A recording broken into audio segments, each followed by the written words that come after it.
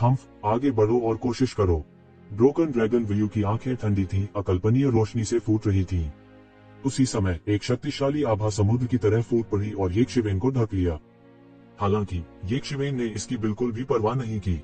उन्होंने एक कदम आगे बढ़ाया और इस सागर रूपी जोर जबरदस्ती को रोक दिया। दो बेजोड़ जानलेवा इरादे आपस में टकरा गए। आसमान में दरारें दिखाई दी। किसी भी पक्ष ने रास्ता नहीं दिया। आपको खुश होना चाहिए कि आपका क्षेत्र मेरे से ऊंचा है, अन्यथा मैं आपको एक चाल में हरा सकता हूँ, ठीक उसी तरह जैसे मैंने ब्रोकन ड्रैगन वुमेन को हराया था। येज़िवेन ने ब्रोकन ड्रैगन वुमेन पर नजर डाली जो दूरी में संघर्ष कर रहा था। उसने उदास और ठंडी निगाहों से येक्षिवेन को देखा। वो येक्षिवेन के प्रति नफरत से भर गया था। दुर्भाग्य से ब्रोकन ड्रैगन व्यू के अगले शब्दों ने उसे मुंह भर खून थूकने के लिए प्रेरित किया। उस कूड़ेदान से मेरी तुलना मत करो। भले ही हम एक ही दायरे में हो, मैंने कभी किसी को नहीं पीटा। ब्रोकन ड्रैगन व्यू ने ठंडेपन से कहा। उसके पास श्रेष्ठता का भाव था। वह दुनिया के सभी लोगों को हेय दृष्टि से देखता था। और तो और यह कहना कठिन है कि क्या आप दाव प्रमाणीकरण तक पहुंच सकते हैं। तुम अभी भी मुझसे तुलना करने में सक्षम होने से बहुत दूर हो। सभी ने सिर हिलाया। यहाँ तक वे खुद भी बहुत स्पष्ट थे कि डीएओ सत्यापन के बराबर ताकत होने का मतलब यह नहीं है कि वे भविष्य में डीएओ सत्यापन में प्रवेश कर सकते हैं। इसके विपरीत, इस वजह से यदि वे भविष्य में दैवीय क्लेशों को आकर्षित करते हैं, तो वे सामान्य लोगों की तुलना में कई गुना अधिक मजबूत होंगे। यदि आप वास्तव में इतने शक्तिशाली हैं, तो आपके टूटे हुए ड्रैगन कबीले को दुनिया में इतने सारे नायकों को आमंत्रित करने की आवश्यकता नहीं होगी। येज़िवेन ने प्रतिवाद किया। ब्रोकन ड्रैगन व्यू ने येज़िवेन को उदासीनता से देखा। मुझे भी लगता है कि इसकी कोई आवश्यकता नहीं है। मैं काफी हूँ। अगर मैं भी फैंग चेंग जी को नहीं रोक सकता, तो इस क्षेत्र में किसी के पास इतनी ताकत नहीं हो सकती है। कितना अहंकारी है। मैं देखना चाहता हूँ कि क्या आपके पास ऐसी क्षमता है। तो ज़िवेन ने आगे बढ़कर उदासीनता से कहा, मार डालो, मैं तुम्हें अभी दिखाता हूँ। टूटा हुआ ड्रैगन व्यू दहाड़ा। उसकी आभा ने पहाड़ों और नदियों को निगल लिया और उसका शरीर सितारों की तरह हिल गया। उसने बिना किसी हिचकिचाहट के हमला किया। येक्षिवेन को सोचने का जरा सा भी समय नहीं दिया। येज़िवेन को भी मात नहीं देनी थी। उनके पूरे शरीर से स्वर्ण देवत्व व्याप्त हो गए और तुरंत स्वर्ण धुंध के द्रव्यमान की तरह आकाश में फैल गए। येज़िवेन के हाथ में टूटी आसमानी तलवार दिखाई दी। वह ऐसे प्रतिद्वंद्वी के सामने लापरवाह नहीं होंगे। ब्रोकन ड्रैगन नामलेस की तुलना में ब्रोकन ड्रैगन व्यू ज्यादा मजबूत था। ड्रैगन ब्रेकर व्यू का युद्ध भाला उसके पूरे शरीर के साथ जुड़ गया था। इसने आकाश को भी विभाजित कर दिया क्योंकि उसने अपनी पूरी ताकत से हमला किया। भाला जोर से नीचे गिरा। इस भाले के चारों ओर आकाश में एक के बाद एक दरारें दिखाई देने लगी। इस समय येज़िवेन के हाथ में स्पेस ब्रेकिंग तलवार ने भी राजा के अत्याचारी वंश को प्रदर्शित किया था और एक दूसरे से टकराई थी। बूम! अंतरिक्ष के इस क्षेत्र में विस्फोट हुआ और एक चौंकाने वाला विस्फोट हुआ। हर कोई डर से पीला पड़ गया। दोनों पक्षों के बीच लड़ाई का स्तर एक साधारण प्रारंभिक प्रख्यात संचरण बिजली घर की ताकत को पूरी तरह से पार कर गया था। दोनों दल आधा कदम भी पीछे न हटकर आकाश में स्थिर होकर खड़े हो गए। हालांकि उनके पैरों के नीचे की जगह पहले ही भूस्खलन की तरह ढह चुकी थी। यह बेहद भयानक था। ब्रोकन ड्रैगन व्यू की पुतलियां थोड़ी सिकुड़ गई। यह अभूतपूर्व था। उसने एक युद्ध सूट पहन रखा था और वह एक प्राचीन महान परमेश्वर की शक्ति को लगभग उधार ले सकता था। यह कहा जा सकता है कि उनके पास असीम शक्ति थी। इसके अलावा बैटल सूट की सुरक्षा के साथ उसे इस बात की चिंता करने की जरूरत नहीं थी कि किस तरह का हमला उसे चोट पहुंचा सकता है। हालांकि येक्षिवेन अकेले ही उसे बेवजह चौंका देने के लिए काफी थी। उसने युद्ध सूट पहन रखा था और उसने युद्ध सूट से बहुत शक्ति उधार ली थी। हालांकि येज़िवेन लगभग खाली हाथ थी। वह इतना शक्तिशाली कैसे हो सकता है? बुरा नहीं। फिर से टूटे हुए ड्रैगन व्यू ने युद्ध भाला फिर से अपने हाथ में उठा लिया। यह सीधे आसमान में घुसा और येक्षिवेन की ओर गिरा।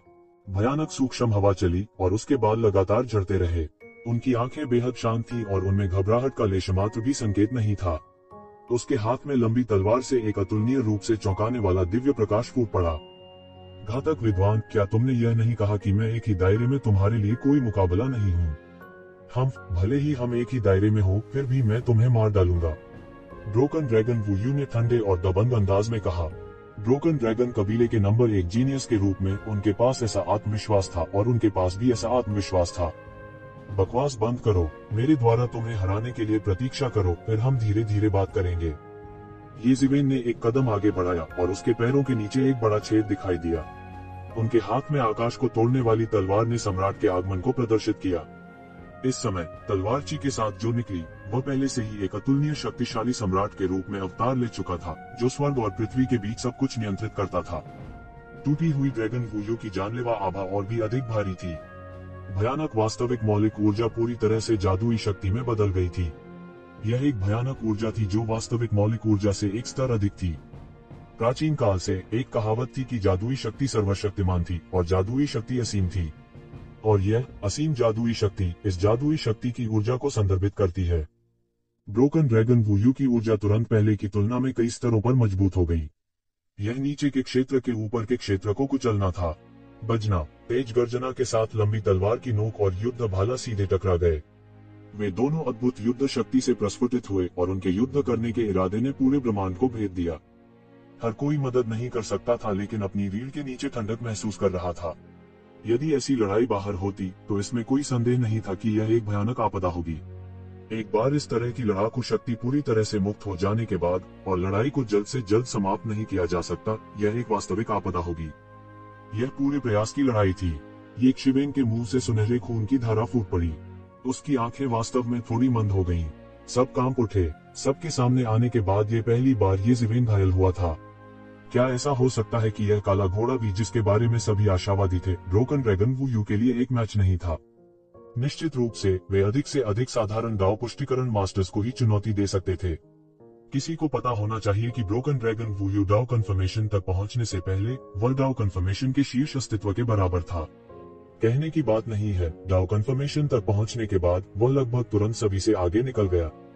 हर कोई मदद नहीं कर सकता था, लेकिन थोड़ा उदास महसूस करता था। जो डीओ कन्फर्मेशन तक नहीं पहुंचे थे वे पूरी तरह से नुकसान में थे। उन्हें नहीं पता था कि वे भविष्य में दाव कन्फर्मेशन तक पहुंच पाएंगे या नहीं।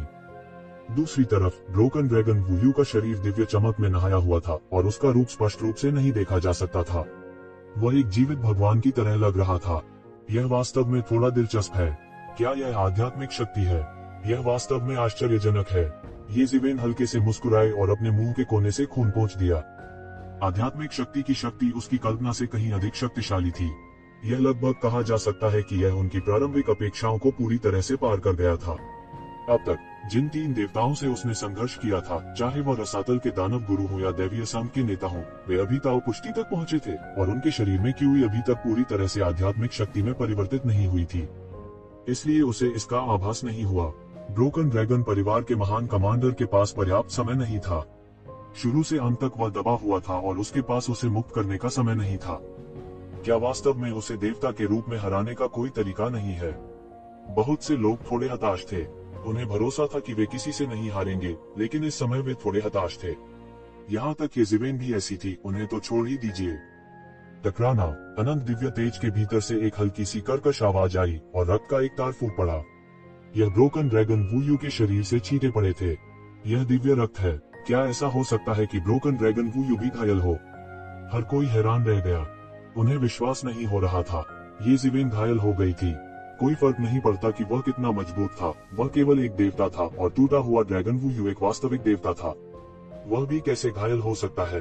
उन दोनों के बीच जैसे कुछ ऐसा लड़ाई के बीच ब्रोकन ड्रैगन वुयू वास्तव में घायल हो गया था। सभी ने देखा। दरअसल ब्रोकन ड्रैगन वुयू की छाती से खून टपक रहा था। खून लगातार टपक रहा था। जो खून टपक रहा था वह वास्तव में उसके कवच की मरम्मत कर रहा था।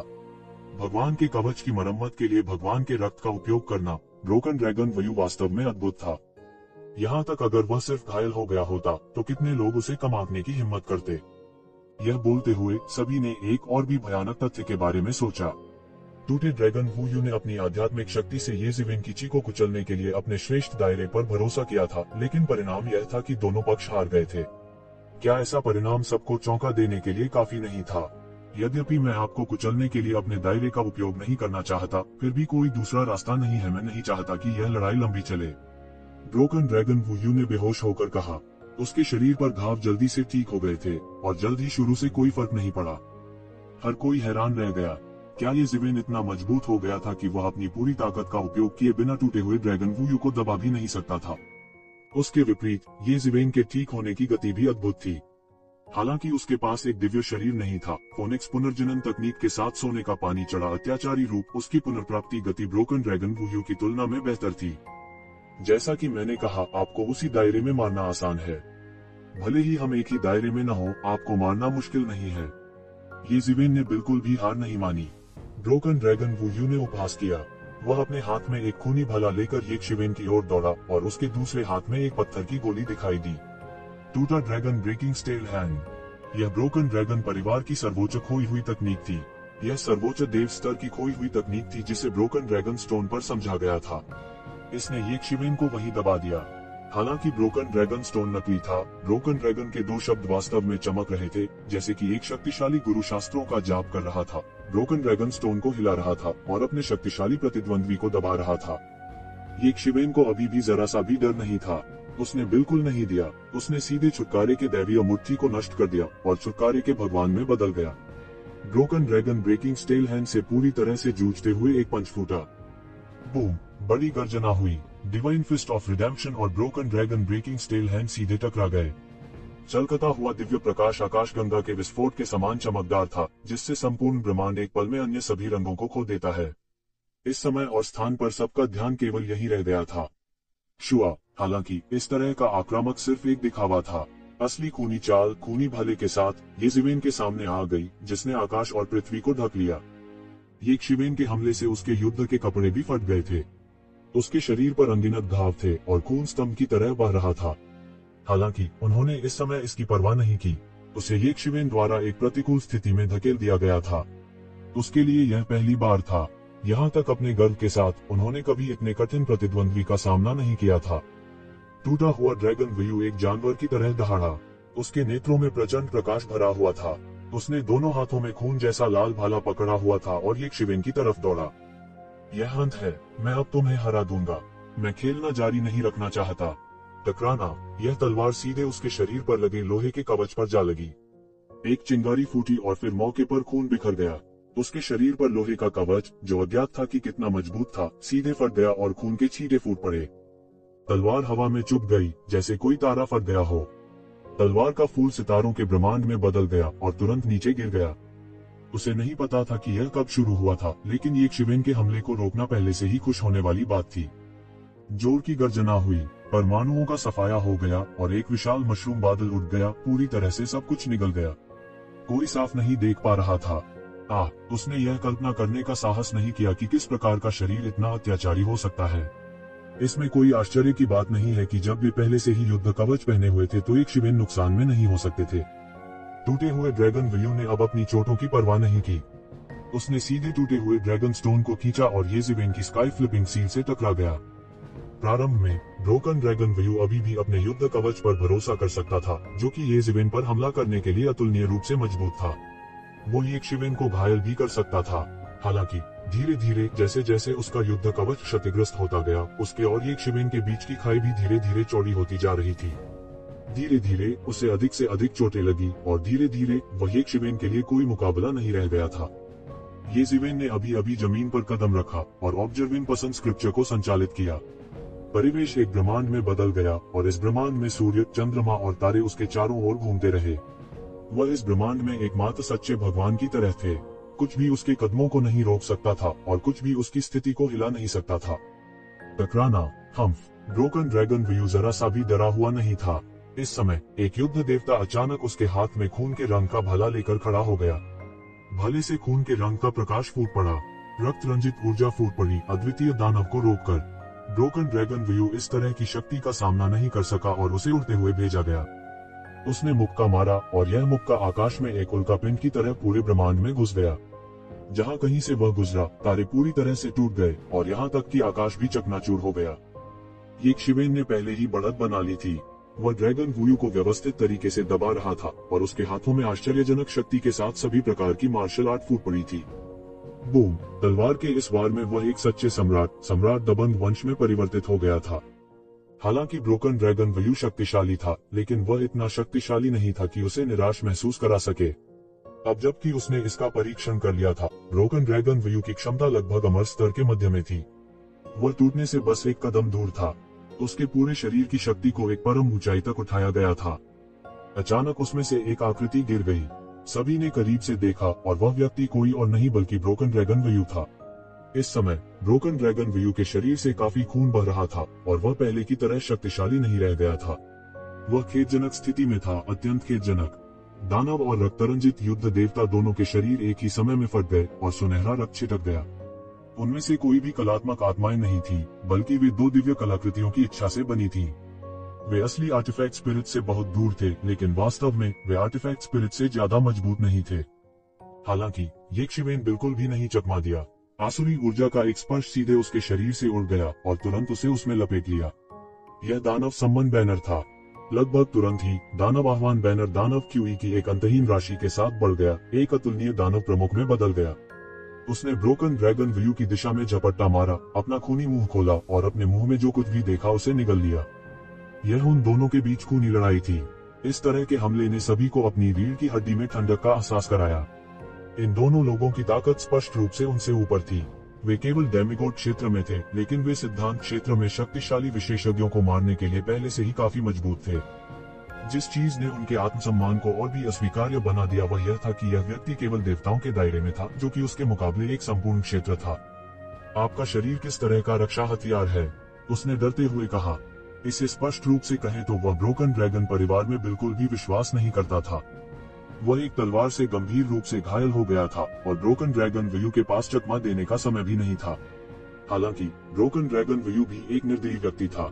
ऐसी स्थिति का सामना करते हुए वह बस चकमा नहीं दिया। उसने सीधे युद्ध के भाले को अपने हाथ में खींच लिया, आसमान में छेद कर दिया और अचानक येज़ेवेन पर वार कर दिया।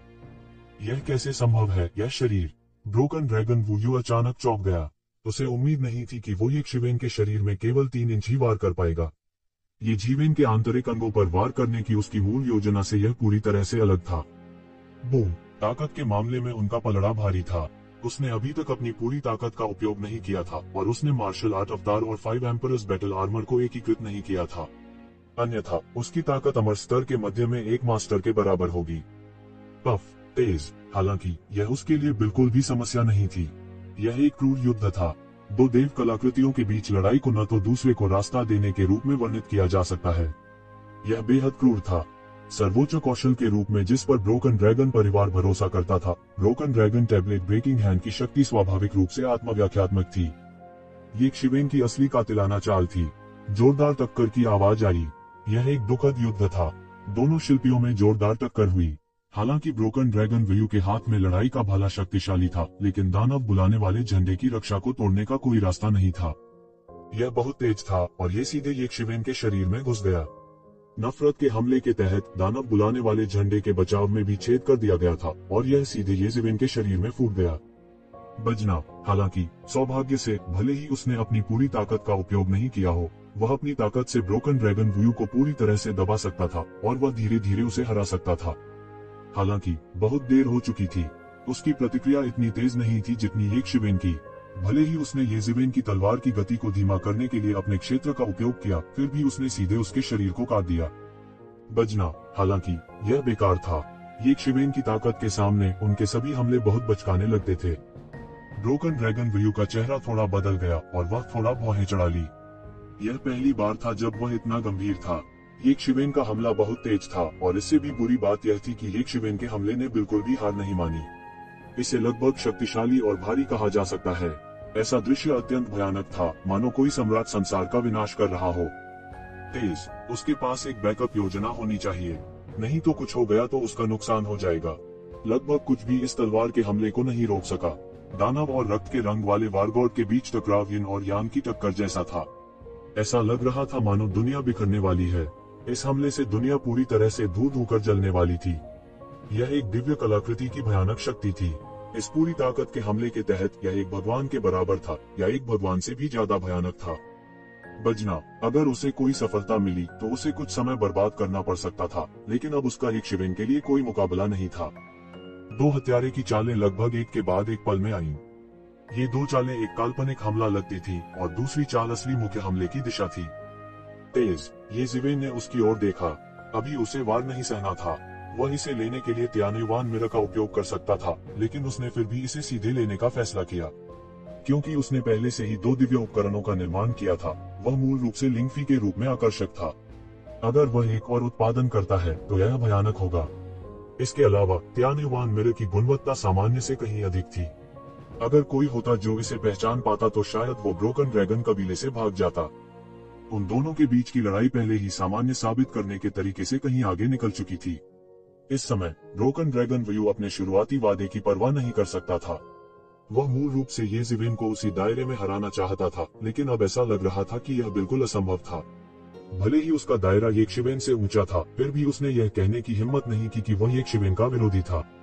ब्रोकन ड्रैगन कबीले के खतरनाक माहौल में वह अपनी पूरी ताकत का इस्तेमाल नहीं कर सका। अगर कुछ होता तो उसके पास तुरुप का इक्का भी नहीं होता। टकराना, लेकिन वास्तव में इन दोनों चालों को कभी भी बदला जा सकता है। हत्यारा चाल भी एक दिखावा हमला हो सकता है और broken dragon tablet breaking hand भी एक वास्तविक हमला बन सकता है। टकराना, इस समय ब्रोकन ड्रैगन व्यू को येज़िवेन द्वारा समाप्त करने के लिए मजबूर किया गया था। वह पूरी तरह पागल था। उसने broken dragon tablet breaking hand बनाया और येज़िवेन से टकरा गया। बूम, मानव दाव मुट्ठी, गर्जन। येज़िवेन ने कोई उत्तर नहीं दिया। उसने अपने हाथ में ओवरटर्निंग स्काई सील का उत्पादन किया और इसे ब्रोकन ड्रैगन व्यू की ओर उड़ा दिया। यह तो एक शुरुआत है। क्या आपके लिए आत्मसंतुष्ट होने की जल्दी नहीं है? येज़िवेन की आवाज ब्रोकन ड्रैगन व्यू के सामने आई, जिसके चेहरे पर कुछ हद तक शालीनता थी। सोने और लोहे के टकराने जैसी आवाज हुई। लड़ाई के भाले ने येज़िवेन के शरीर को सोने और लोहे की तरह छेदा, लेकिन फिर भी यह आजादी से घुस गया। हालांकि यह गहरा नहीं था, केवल 3 इंच। दोनों फिर से लड़ पड़े। उनकी गति बिजली की तरह तेज थी। भयंकर टक्कर से आकाश फट गया और प्रज्वलित प्रकाश ने सब कुछ बहा दिया। थोड़े ही समय में दोनों पक्षों ने पहले ही 1000 से अधिक चालों का आदान प्रदान कर लिया था। टूटा ड्रैगन व्यू पहले ही पागल हो चुका था। हर बार जब वह अपने रक्त लाल युद्ध भाले से हमला करता था तो यह एक खूनी युद्ध क्षेत्र बन जाता था। अनगिनत विरोधी जो रक्त लाल लड़ाई के भाले से हार गए थे, उनकी चीखें कुछ समय के लिए येज़िवेन को फिर से जीवित कर देंगी और उन पर हमला कर देंगी। दुखद से आपका क्या मतलब है? भीड़ के लिए यह पहले से ही काफी दुखद था। एक देवता को इस हद तक मार डाला गया था। अगर उन्होंने इसे अपनी आंखों से नहीं देखा होता तो उन्हें निश्चित रूप से इस पर विश्वास नहीं होता। इसके अलावा ब्रोकन ड्रैगन व्यू कोई साधारण डाउ वैलिडेशन पावर हाउस नहीं था। यहाँ तक उन ताकतवरों में भी जिन्होंने अभी अभी शुरुआती पवित्र स्तर पर दाऊ सत्यापन हासिल किया था, वे शक्तिशाली होने के लिए प्रसिद्ध थे। कुछ ही समय में वह पहले ही एक मध्यवर्ती अमर स्तर के बिजली घर की दहलीज पर पहुंच चुका था। उनकी साधना गति अत्यंत भयानक थी। उसने कभी किसी देवता के बारे में नहीं सुना था कि वह उसके साथ संघर्ष कर सके। नामलेस ब्रोकन ड्रैगन जैसे आत्मविश्वासी व्यक्ति ने भी यह कहने की हिम्मत नहीं की कि जब वह उसका सामना कर रहा था तो वह ब्रोकन ड्रैगन व्यू को संभाल सकता था। सभी ने महसूस किया कि ब्रोकन ड्रैगन व्यू की घोषणा की वह निडर होगा, भले ही वे उसी स्तर पर हो जैसा कि अब एक मजाक की तरह लग रहा था। हालांकि किसी ने ब्रोकन ड्रैगन व्यू पर हंसने की हिम्मत नहीं की, क्योंकि ऐसा नहीं था कि वह काफी मजबूत नहीं था, लेकिन उसके सामने घातक चोरी करने वाला विद्वान बहुत भयानक था। वह सिर्फ एक राक्षस था। उन्होंने ऐसा क्रूर देवता पहले कभी नहीं देखा था। बेशक वे नहीं जानते थे कि येज़िवेन ने अभी तक अपने ट्रम्प कार्ड का उपयोग नहीं किया था। उसने अभी तक अपनी असली ताकत का इस्तेमाल नहीं किया था, अन्यथा वे मूर्खता से डर गए होते। किसने सोचा होगा कि व्यू के टूटे ड्रैगन का दिन ऐसा होगा? बहुत से लोग गुप्त रूप से अपने दिल में आनंदित हुए।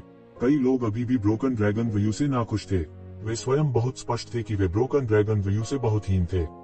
उन्होंने ब्रोकन ड्रैगन व्यू को चुनौती देने की हिम्मत नहीं की। यदि यह इस तथ्य के लिए नहीं था कि इस बार 3 स्लॉट थे, यदि केवल एक ही होता तो वे बिल्कुल नहीं आते। जब तक उसने अपने ताऊ को साबित नहीं किया, तब तक उसकी तुलना ब्रोकन ड्रैगन व्यू से करने का कोई तरीका नहीं था। क्या ऐसा हो सकता है कि वह अपमान मांगने आया हो? इसके अलावा अभी अभी की लड़ाई ने पूरी तरह से प्रदर्शित कर दिया था कि अत्याचारी होने का क्या मतलब है। व्यू का ब्रोकन ड्रैगन वास्तव में उनकी प्रतिष्ठा पर खरा उतरा। उसकी ताकत इतनी मजबूत थी कि वह भयानक थी। हालांकि येज़िवेन बहुत मजबूत थी। गर्जन, ब्रोकन ड्रैगन व्यू पूरी तरह से पागल हो गया। उसने एक बड़ी गर्जना की और आकाश फटा।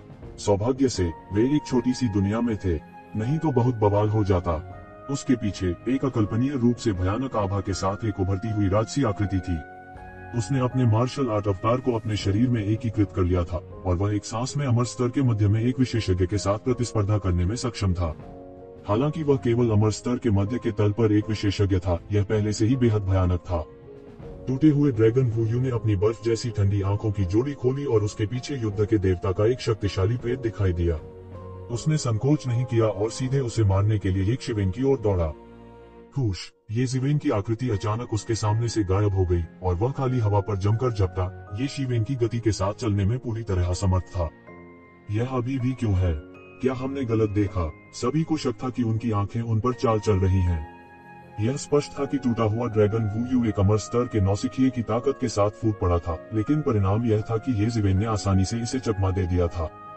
अगले सेकंड में दूर से ये जिवेन की आकृति दिखाई दी। टूटा हुआ ड्रैगन वू का रंग अचानक बदसूरत हो गया। ये जिवेन की गति अचानक इतनी बढ़ गई थी, लेकिन ऐसा इसलिए नहीं था क्योंकि वह उसकी तरह पीछे हट गया था। इसलिए केवल एक ही संभावना थी, और वह यह थी कि उसने अभी अभी अपने को रोक रखा था। यह सोचकर उसका चेहरा और भी भद्दा हो गया। आपने अभी अपना सर्वश्रेष्ठ नहीं किया। टूटे हुए ड्रैगन वू ने अपने दांत पीस लिए और अचानक सभी को चौंका दिया। यह कल्पना करना पहले से ही कठिन था कि ये जिवेन ब्रोकन ड्रैगन वू को दबा सकता था, लेकिन इससे भी अधिक भयानक बात यह थी कि उसने वास्तव में अपनी पूरी ताकत का उपयोग नहीं किया था। लानत है, कोई नहीं जानता था कि यह किसने कहा, लेकिन वे पूरी तरह से भौचक्का रह गए और अपनी भावनाओं को बिल्कुल भी नियंत्रित नहीं कर सके। ये वाकई कोई राक्षस था। ब्रोकन ड्रैगन वू ने एक धीमी गुर्राहट निकाली, जैसे कोई जानवर जिसे उकसाया गया हो। किसी तरह की भावना उठ रही थी और उसके चारों ओर वैक्यूम फट गया और अधिक भयानक हो गया। यह सिर्फ चेहरे पर एक तमाचा था, इसके अलावा उसके पास वापस लड़ने की ताकत भी नहीं थी। वहां सन्नाटा पसर गया और डर के मारे सब चुप हो गए। टूटा हुआ ड्रैगन वू लंबा था और इस समय वह एक पहाड़ की तरह था। उससे जो आभा प्रस्फुटित हुई वह इतनी दमनकारी थी कि हर कोई सांस नहीं ले सकता था। सभी के चेहरे पर एक अजीब सा भाव था। टूटा हुआ ड्रैगन वू ठंडा और घमंडी था और वह अपने साथियों के बीच किसी को अपनी आंखों में नहीं डालता था। अंत में ये जिवेन ने अपनी पूरी ताकत का उपयोग भी नहीं किया और उसे इस हद तक पीटा गया कि वह वापस नहीं लड़ सका। यह एक तरह की पूरी अवमानना। टूटा हुआ ड्रैगन वू ये जिवेन से लड़ना चाहता था और अपनी सर्वोच्च प्रतिष्ठा स्थापित करना चाहता था। दोनों पक्षों के बीच की लड़ाई को दुखद के रूप में वर्णित किया जा सकता है और ब्रोकन ड्रैगन वू के लिए नुकसान में पड़ना ठीक था, लेकिन इससे भी अधिक अस्वीकार्य यह था कि यह जिवेन द्वारा अपनी पूरी ताकत का उपयोग नहीं करने का परिणाम था। यह सिर्फ चेहरे पर एक तमाचा था, एक तमाचा जो गूंजता रहा। उनके पदार्पण के बाद से किसी ने भी उन्हें इस तरह नीचे देखने की हिम्मत नहीं की थी। टूटा हुआ ड्रैगन वू अब उग्र होना चाहिए। किसने उसे घमंडी होने के लिए कहा? अब उसके चेहरे पर एक तमाचा है। बहुत से लोगों ने प्रतिक्रिया व्यक्त की और उनके दिलों में एक फीकी खुशी थी। उच्च सिंहासन पर डुआनलों कबीले के दाव पुष्टि करने वाले विशेषज्ञों ने एक दूसरे को देखा, न जाने क्या कहा। वे ब्रोकन ड्रैगन वू की ताकत के बारे में बहुत स्पष्ट थे। आने वाले समय में उनके लिए उनके बीच स्थान पाना या अंत में उन्हें पार करना भी असंभव नहीं था। इंपीरियल वेपन पवेलियन के खिलाफ इस लड़ाई में उनकी अंतिम योजना ब्रोकन ड्रैगन वू को नेता के रूप में रखना था और त्यान जी की घुड़दौड़ की स्थिति बनाने के लिए 2 और लोगों की भर्ती करना था। किसने सोचा होगा कि यह वास्तव में एक भयंकर अजगर को आकर्षित करेगा? यह पूरी तरह से भयंकर ड्रैगन नदी को पार नहीं करते का मामला था। हालांकि कहा जाता था कि एक मजबूत अजगर एक स्थानीय सांप को नहीं दबा सकता था, लेकिन इतना हास्यास्पद मजबूत अजगर, यहाँ तक एक स्थानीय सांप भी इसे हरा नहीं सकता था। इस घातक विद्वान की पृष्ठभूमि क्या है? वह इतना शक्तिशाली कैसे है? क्या वह अन्य स्थानों से कोई हो सकता है? हमने उसके बारे में कभी क्यों नहीं सुना? वह घातक विद्वान ही नहीं, वह आकर्षक यक्ष भी है। उसकी ताकत कमजोर नहीं है और तार्किक रूप से कहा जाए तो 2 लोगों के लिए यह असंभव है, जिनके बारे में कभी नहीं सुना गया कि वे अचानक बाहर कूद जाएं कुछ वर्षों में। बस बाहर से आक्रमण हुआ, क्या ऐसा हो सकता है? किसी ने अनुमान लगाया और अप्रत्याशित रूप से सही उत्तर का अनुमान लगाया।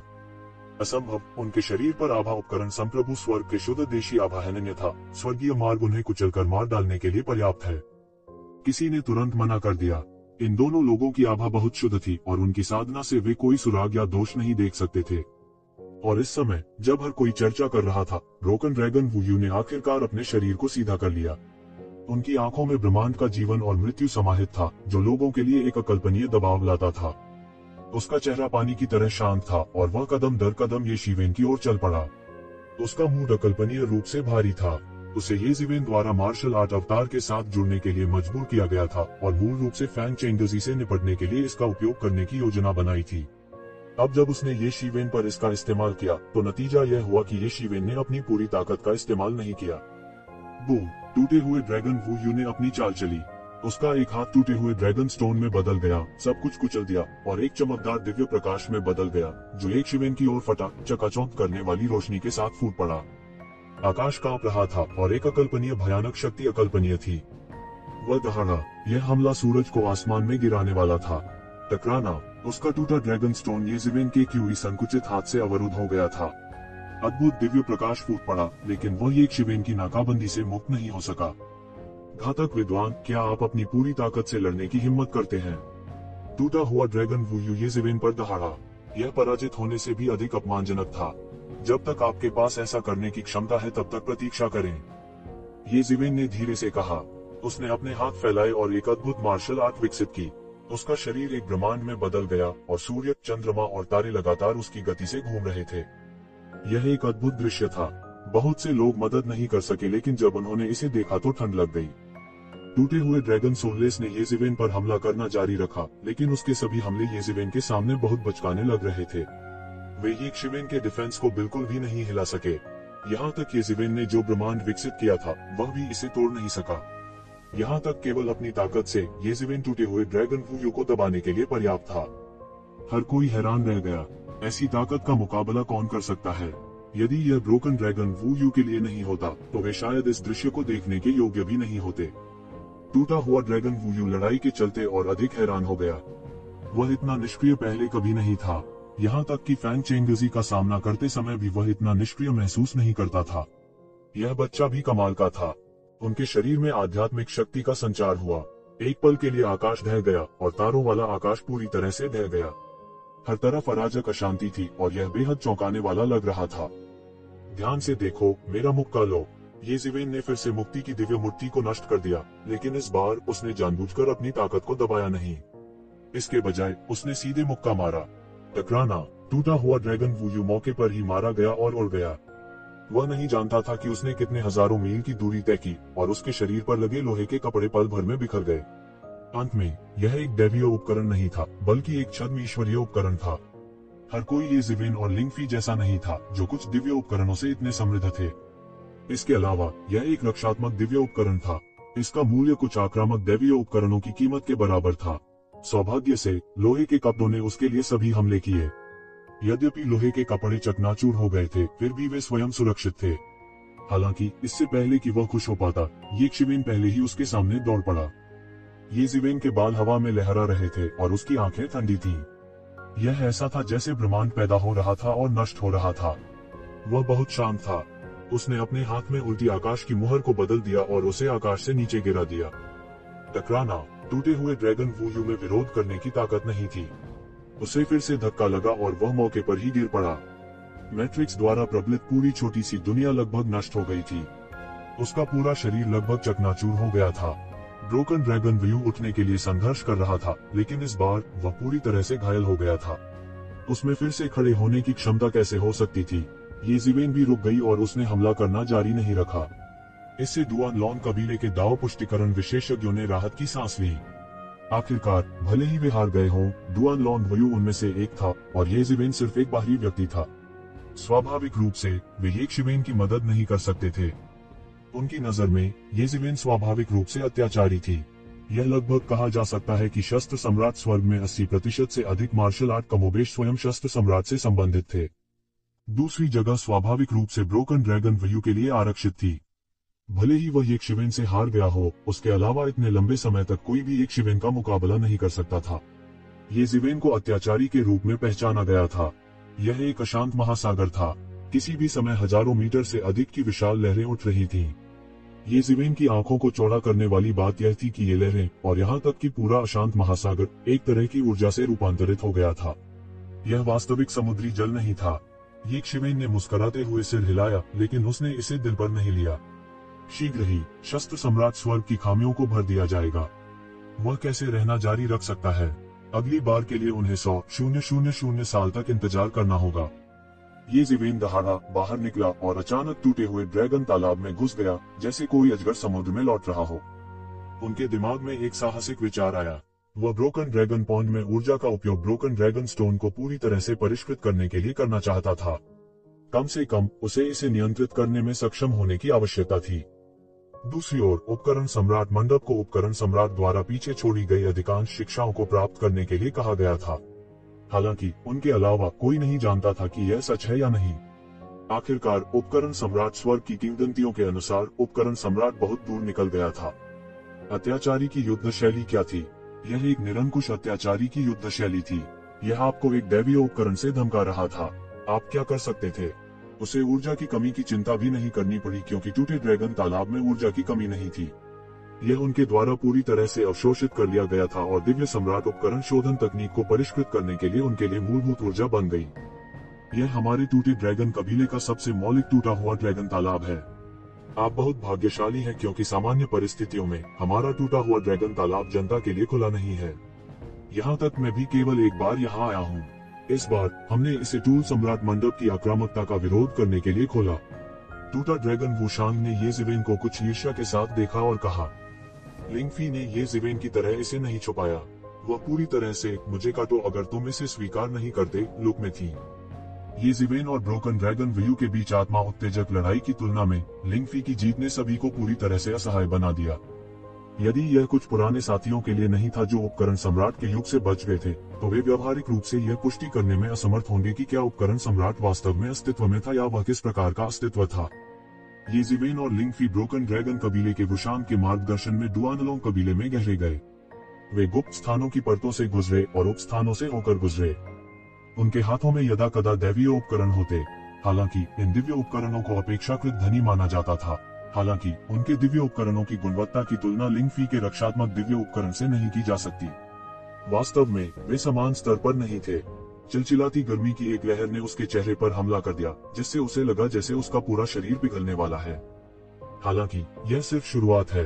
जब तक आप अच्छा प्रदर्शन करते हैं, अगर आप इंपीरियल वेपन पवेलियन के खिलाफ जीत सकते हैं, तो आप सभी हमारे डुआनलोंग कबीले की प्राथमिकता के पोषण में शामिल होंगे। आपकी भविष्य की संभावनाएं असीम होंगी। डुआनलोंग वुशांग ने कहा। इस समय त्यानयुआन दर्पण में छिपा हुआ टूटा हुआ ड्रैगन स्टोन अचानक उड़ गया और ये जिवेन के सिर के ऊपर मंडराने लगा। फिर यह अपने आप काम करने लगा। बढ़ती ऊर्जा को पहले ब्रोकन ड्रैगन स्टोन द्वारा अवशोषित किया गया और फिर ये जिवेन के शरीर में परिवर्तित कर दिया गया। अचानक उसे लगा जैसे वह बच गया हो। वे लिंगफी के डिफेंस को नहीं तोड़ सके। हालांकि वे लिंगफी से प्रभावित होने से डरते थे। यदि उन्हें चोट लगती है तो वे मर जाते हैं और यदि उन्हें चोट लगती है तो वे घायल हो जाते हैं। पत्थर की शक्ति अकल्पनीय रूप से महान थी। दृश्य इतना शांत था कि एक पिन ड्रॉप भी सुना जा सकता था। लिंगफी भी पीछे पीछे चल रहा था। वह अचानक मछली की तरह कूद गई और जलपरी की तरह ब्रोकन ड्रैगन तालाब में कूद गई। ये जिवेन को नहीं पता था कि यह मूल रूप से संगत था या नहीं। मूल रूप से ये जिवेन की दिव्य सम्राट उपकरण शोधन तकनीक का स्तर बहुत अधिक नहीं माना जाता था। यह ज्यादातर उपकरण शोधन के लिए इस्तेमाल किया गया था। हालांकि उन्हें उम्मीद नहीं थी कि वे दोनों बहुत समय बीत जाने के बाद भी खेदजनक स्थिति में नहीं बचेंगे। ब्रोकन ड्रैगन पॉन्ड अभी भी तूफानी लहरों से भरा हुआ था। अनगिनत ऊर्जा अयस्कों का उपयोग किया जा रहा था, लेकिन जरा भी बदलाव नहीं था। आप इस ब्रोकन ड्रैगन पॉन्ड में 1 साल तक अभ्यास कर सकते हैं। आप 1 साल के लिए टूटे हुए ड्रैगन पूल में खेती कर सकते हैं। 1 साल बाद हमारे लिए इंपीरियल वेपन मंडप से लड़ने का समय होगा। विशेष रूप से आप घातक विद्वान। आप बहुत मजबूत हैं, लेकिन आपकी उत्पत्ति अज्ञात है। लेकिन यह कोई फर्क नहीं पड़ता। हम डुआनलोंग परिवार ने हमेशा बिना किसी प्रतिबंध के प्रतिभाओं की भर्ती की है। जब तक आप डुआनलोंग परिवार के लिए काम करने को तैयार हैं, हम स्वाभाविक रूप से आपको आवश्यक सहयोग देंगे। विशेष रूप से टूटे हुए ड्रैगन पूल की मदद से इस साल की खेती अनगिनत वर्षों की खेती के बराबर होगी। डुआनलोंग वुशांग ने कहा। बूम, उपकरण सम्राट से जितनी अधिक विरासत प्राप्त होगी, वह उतना ही अधिक शक्तिशाली होगा। बिल्कुल उस टूटे हुए ड्रैगन स्टोन की तरह जो अतीत में टूल सम्राट द्वारा पीछे छोड़ दिया गया था। उनकी राय में लिंगफी ने लगातार लड़ाई आसानी से जीत ली थी। सभी ने उसकी ताकत की निचली रेखा की जांच भी नहीं की थी। यहाँ तक सबसे पागल व्यक्ति ने भी उम्मीद नहीं की थी कि अंत में ये जिवेन ब्रोकन ड्रैगन वुशांग को इतनी आसानी से हरा देगी। लिंगफी भी उत्साहित दिखे। हालांकि ये जिवेन इस छोटी लड़की को नहीं जानती थी। उसे शायद इसकी बिल्कुल भी परवाह नहीं थी। लेकिन फिर भी टूल सम्राट के मंडप की आक्रामकता के सामने ब्रोकन ड्रैगन कबीला अभी भी असहाय था। ये जिवेन इस भंवर के बीच में पालथी मारकर बैठी थी। उनका पूरा शरीर ब्रोकन ड्रैगन पॉन्ड की अंतहीन ऊर्जा से घिरा हुआ था। ब्रोकन ड्रैगन पॉन्ड द्वारा अलग किए गए, वह शायद ही महसूस कर सके कि वे दोनों अभी भी अपनी मार्शल शक्ति के साथ जीवित थे। वह वास्तव में उनकी स्थिति का पता नहीं लगा सका। टूटा हुआ ड्रैगन वुशांग अचानक भौचक्का हो गया और उसने सोचा, मैं उन्हें टूटे हुए ड्रैगन तालाब में बढ़ती ऊर्जा से सावधान रहने के लिए याद दिलाना चाहता था। यहाँ तक एक दाव पुष्टि करने वाला विशेषज्ञ लापरवाही से कार्य करने की हिम्मत नहीं करेगा। लेकिन इसे भूल जाऊं, मैं उन्हें थोड़ा पीड़ित होने दूंगा ताकि वे हमारे ब्रोकन ड्रैगन कबीले की शक्ति को समझ सकें। उन्होंने एक गुप्त स्थान में प्रवेश किया। अंदर से बाहर तक यह बिना किसी खामियों के अनगिनत सरणियों से ढका हुआ था। साथ ही अंतरिक्ष से सीधे गुजरने के किसी भी साधन को सील कर दिया गया। यह ब्रोकन ड्रैगन कबीले के मूल का मूल था। चिंता मत करो, मैं घातक विद्वान एक कृतघ्न व्यक्ति नहीं हूँ। इस बार आप देखेंगे, ये ज़िवेन ने कहा। अन्यथा लिंगफी इतने सारे विशेषज्ञों से बचने में सक्षम नहीं होता। ब्रोकन ड्रैगन वुशांग को हराने के बाद ये ज़िवेन ने स्वाभाविक रूप से 3 स्थानों में से एक प्राप्त किया। ऐसी युद्ध शक्ति बेजोड़ थी। टूटा हुआ ड्रैगन वुशांग भौचक्का हो गया और उसने कहा, अपने गार्ड को कम मत होने दो। फैन चेंगजी की ताकत कई पुराने राक्षसों की तुलना में अधिक अत्याचारी है। मूल रूप से हमने ब्रोकन ड्रैगन वुशांग की खेती की और उसे पकड़ने के लिए उसके डाउ कन्फर्मिंग की खबर को छुपाया। लेकिन अब लगता है कि इसकी जरूरत नहीं है।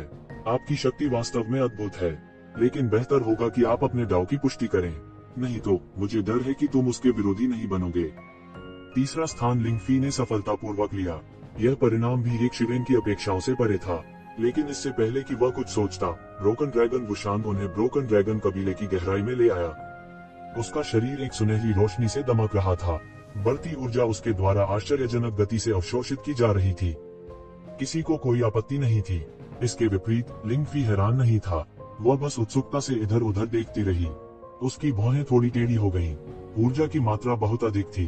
ब्रोकन ड्रैगन पूल से ऊर्जा जल की केवल एक बूंद एक साधारण व्यक्ति को 10,000 दीर्घायु क्षेत्र तक पहुंचने की अनुमति दे सकती है। इससे अंदाजा लगाया जा सकता है कि यह कितना जबरदस्त था। ये ज़िवेन एक मजबूत अजगर, एक काला घोड़ा था, लेकिन यह मजबूत अजगर थोड़ा बहुत मजबूत था और इस काले घोड़े की गुणवत्ता थोड़ी बहुत अच्छी थी। लेकिन उसने जो नहीं देखा वह यह था कि उसके जाने के कुछ ही समय बाद टूटे ड्रैगन पूल के ऊपर अनगिनत तूफानी लहरों के बीच स्पष्ट रूप से एक विशाल भंवर था जो लगातार घूम रहा था। समुद्र की पूरी विशाल सतह इस विशाल बल द्वारा अवशोषित की जा रही थी, इसलिए उसके चारों ओर एक विशाल भंवर बन गया जो केंद्र के रूप में उसके साथ बाहर की ओर विकीर्ण हो रहा था। यह बहुत समृद्ध और शक्तिशाली था। वह भौचक्का रह गया, लेकिन जल्द ही उसे छोड़ना पड़ा। अनुमति के बिना लंबे समय तक ब्रोकन ड्रैगन पूल में रहने की अनुमति नहीं थी। उनके जैसा एक कुलीन शिष्य भी कोई अपवाद नहीं था। ईश्वर परिवर्तन रसातल के बाहर कोई भी शक्ति जिसे ये ज़िवेन जानता था, ब्रोकन ड्रैगन कबीले के बराबर नहीं थी। चिंता मत करो, उन्होंने सीधे अपना डोमेन खोला और ऑब्जर्विंग पर्सन इंजील का संचालन किया। उनका पूरा शरीर एक विशाल ब्रह्मांड में बदल गया। यह ब्रह्मांड धीरे धीरे संचालित हुआ और अनगिनत ऊर्जा अवशोषित हुई। साथ ही वह आकाशीय सम्राट शस्त्र शोधन तकनीक का भी संचालन कर रहा था। उसने वास्तव में इस टूटे हुए ड्रैगन स्टोन को परिष्कृत करने के लिए दिव्य सम्राट हथियार शोधन तकनीक का उपयोग करना शुरू किया। शस्त्र सम्राट स्वर्ग में केवल शस्त्र सम्राट पथ ही सच्चा सहायक मार्ग था। यह एकमात्र मान्यता प्राप्त मुख्यधारा की मार्शल आर्ट भी थी। यह हमारे मूल वादे को पूरा करने के रूप में माना जाता है। मुझे लगता है कि आपको टूटे हुए ड्रैगन पूल के बारे में सुना होगा। ऐसा कहा जाता है कि यह अतीत में महामहिम हथियार सम्राट द्वारा पीछे छोड़ दिया गया था। इसमें खेती करने से निश्चित रूप से तेजी से प्रगति होगी। कुंजी तीसरे स्थान के लिए लड़ाई में निहित है। हर कोई दंग रह गया। अंत में यह लिंगफी ही था जिसने अंत तक संघर्ष किया। उसने बिना किसी रहस्य के 2 दैवीय साधनों पर भरोसा करके अंतिम जीत हासिल की, एक हमले के लिए और दूसरा बचाव के लिए। ब्रोकन ड्रैगन स्टोन ने उन्हें एक बहुत ही जटिल एहसास दिया। वह नहीं जानता था कि इसमें और कौन से रहस्य छिपे हैं। हालांकि हथियार सम्राट द्वारा पीछे छोड़ी गई चीजें स्पष्ट रूप से इतनी सरल नहीं थी। इस तरह का अवसर यहाँ तक उनके जैसे एक प्रमुख शिष्य के लिए भी ऐसा कुछ नहीं था जिसे कभी भी प्राप्त किया जा सके। जैसे जैसे उसने टूटे ड्रैगन स्टोन को परिष्कृत करना जारी रखा, उसके स्तर में आश्चर्यजनक गति से सुधार हो रहा था। बेशक उसके शरीर के भीतर का रहस्यमय स्थान भी दिव्य सम्राट हथियार शोधन तकनीक और टूटे हुए ड्रैगन स्टोन के विभिन्न रहस्यों का लगातार विश्लेषण कर रहा था। इसमें कोई आश्चर्य नहीं था कि ब्रोकन ड्रैगन कबीले ने इस स्थान को एक गुप्त रहस्य माना। ब्रोकन ड्रैगन पूल लगातार बड़ी संख्या में विशेषज्ञों की खेती कर सकता है। हालांकि यह स्पष्ट था कि ब्रोकन ड्रैगन कबीले ने एक अलग रास्ता अपनाया था। उन्होंने इसे आम लोगों के लिए नहीं खोला। इसके बजाय उन्होंने इसका उपयोग कम संख्या में कुलीन प्रतिभाओं को साधने के लिए किया। अन्यथा ऊर्जा की एक बड़ी मात्रा भी इस तरह की खपत का सामना नहीं कर पाएगी। अनगिनत ऊर्जा लगातार उसके शरीर में दौड़ती रही। उनकी दिव्य सम्राट उपकरण शोधन तकनीक में भी आश्चर्यजनक गति से सुधार हो रहा था। वैसे भी यह डुआनलोंग परिवार की दौलत थी जिसका उपभोग यहाँ किया जा रहा था, उसका नहीं। उसे तनिक भी चिंता करने की आवश्यकता नहीं थी।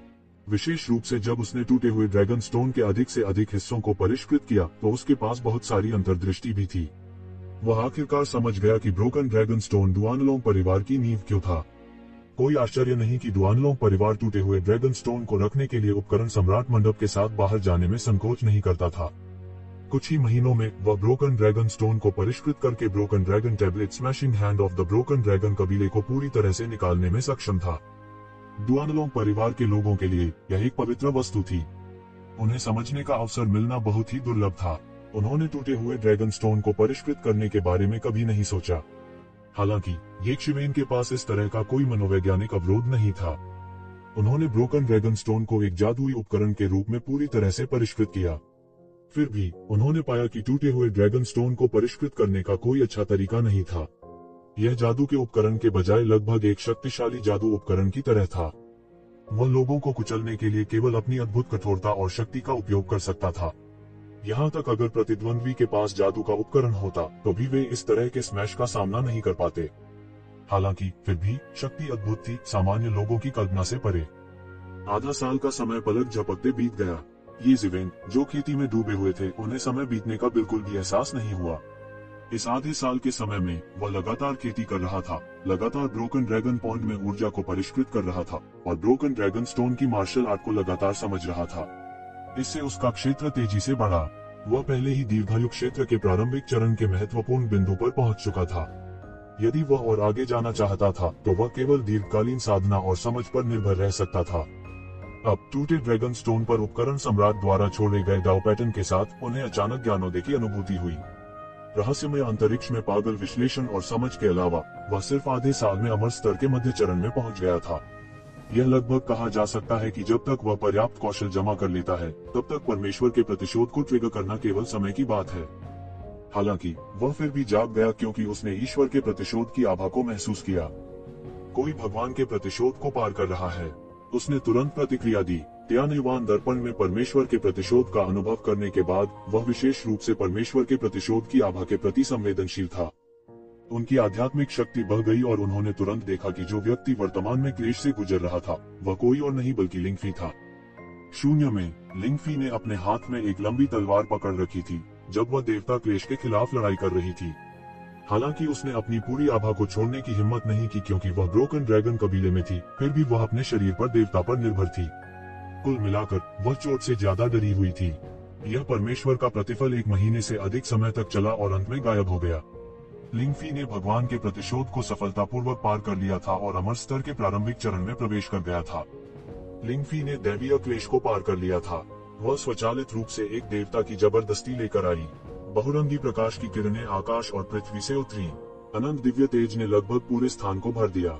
यह एक देवता के जन्म का स्वर्ग का उत्सव था। इस प्रक्रिया के दौरान येशिवेन ने पाया कि एक और आकृति थी।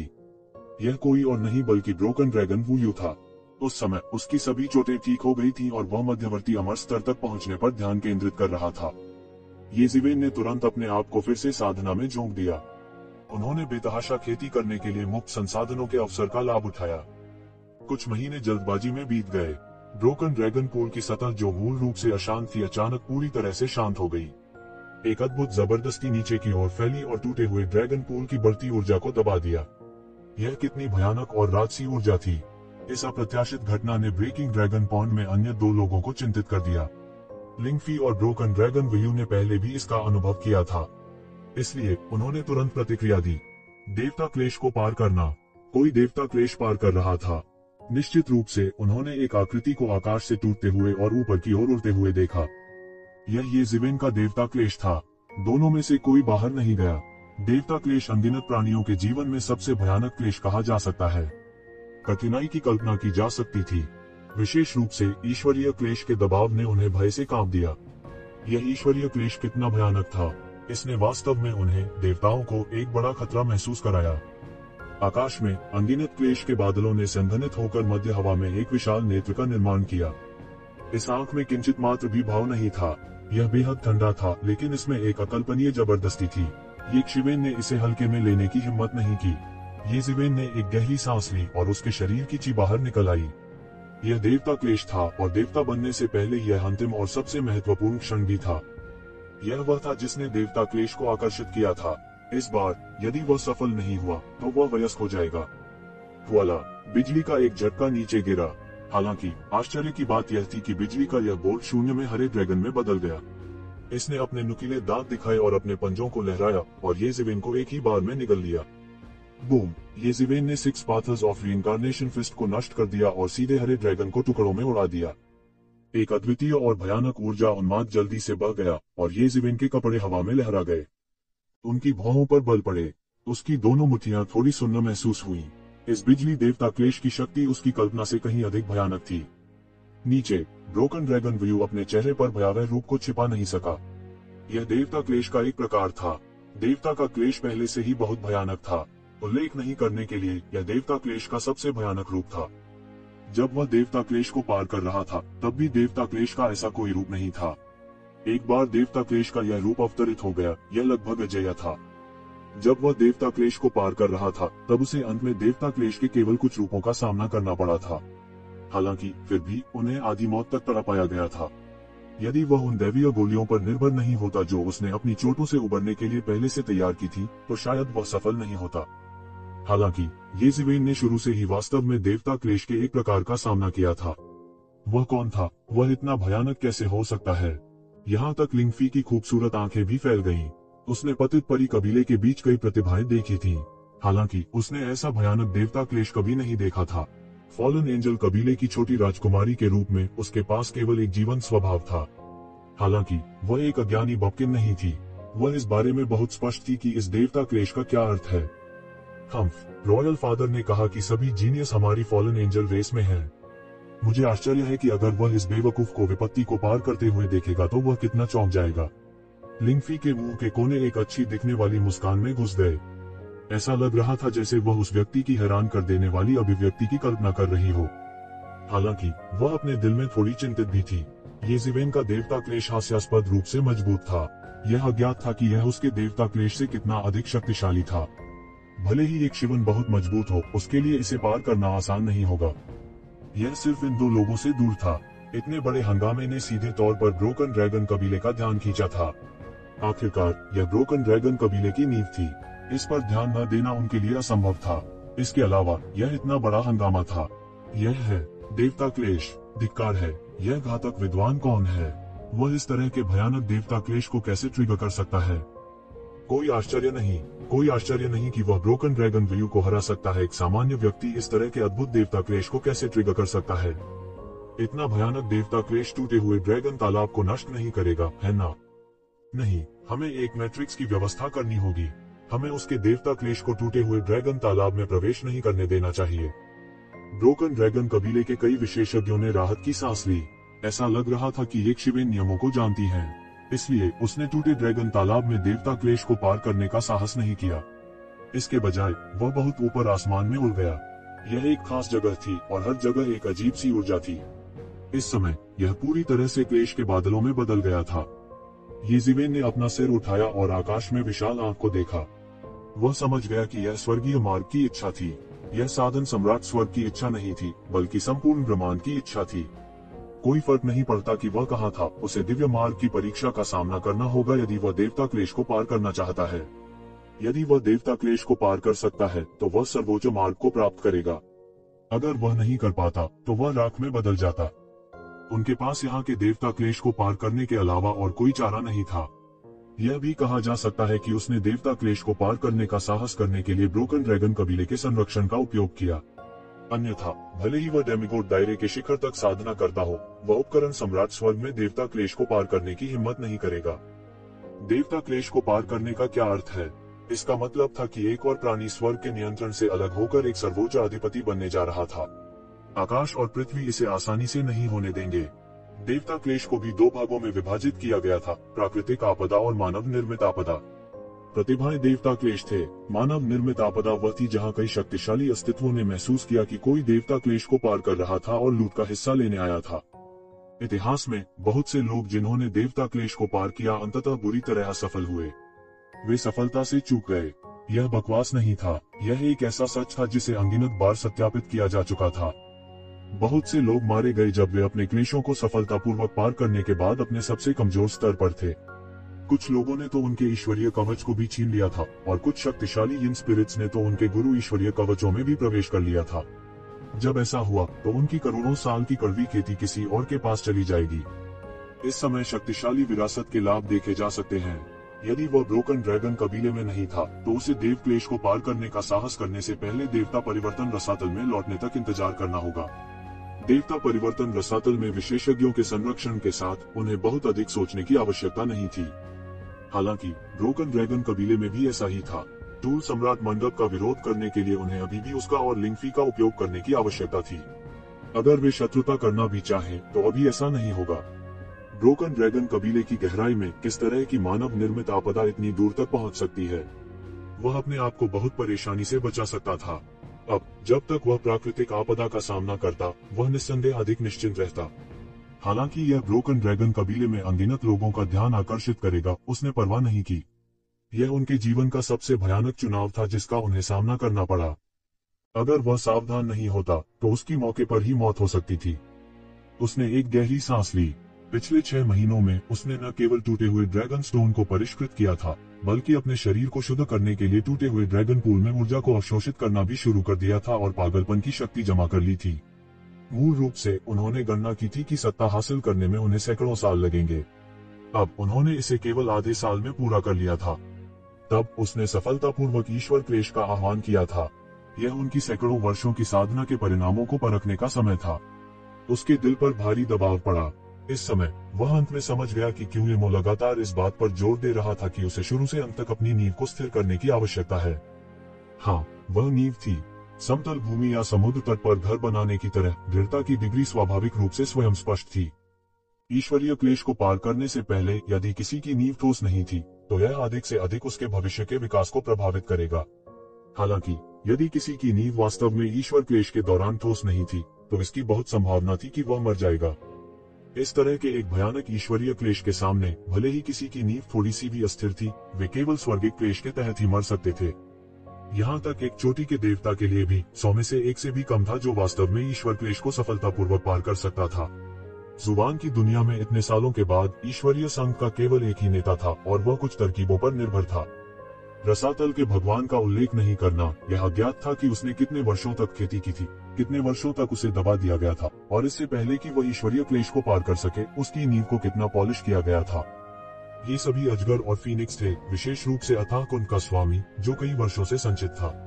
एक बार उसे अपने दाव को सही मायने में साबित करने की अनुमति दी गई और अगर उसे अकेला छोड़ दिया गया तो वह 10,000 वर्षों में एक अविश्वसनीय स्तर तक बढ़ जाएगा। उसकी नींव अतुलनीय रूप से ठोस होगी और उसके दाव सिद्ध करने के बाद भी उसकी साधना गति आम लोगों की तुलना में बहुत तेज होगी। भले ही उसे 100 साल और दिए गए हों, येज़ेबेल के स्तर को देखते हुए वह उसका विरोधी नहीं हो सकता है। सौभाग्य से येज़ेबेल ने शुरुआत में ही उसका सामना कर लिया था। इस समय जब उसने इसके बारे में ध्यान से सोचा तो वह कुछ भाग्यशाली महसूस कर रहा था। यह उनकी सैकड़ों वर्षों की साधना के परिणामों का परीक्षण करने का समय था, इसलिए उन्हें भाग्य का थोड़ा सा भी आभास नहीं हो सकता था। फूश, अनगिनत बिजली के बोल्ट गिरे और शून्य में वे सीधे अतुलनीय शक्तिशाली भयंकर जानवरों में बदल गए। ये सिर्फ बिजली गिरने से नहीं बने थे, उनके पास केवल रूप था, आत्मा नहीं। येज़ेबेल बिजली से चलने वाले इन भयानक जानवरों के शरीर में खून की स्पंदित आभा भी महसूस कर सकते थे।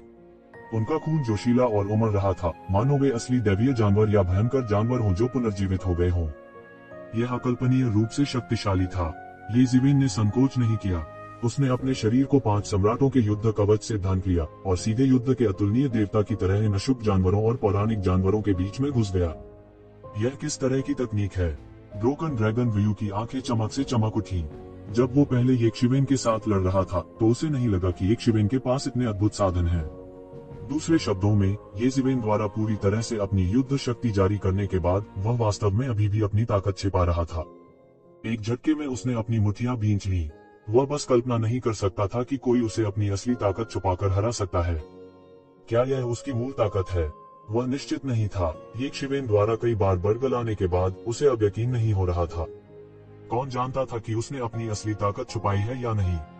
हालांकि उन्होंने वास्तव में सही अनुमान लगाया था। यह येज़ेबेल की अंतिम ताकत नहीं थी। टकराना।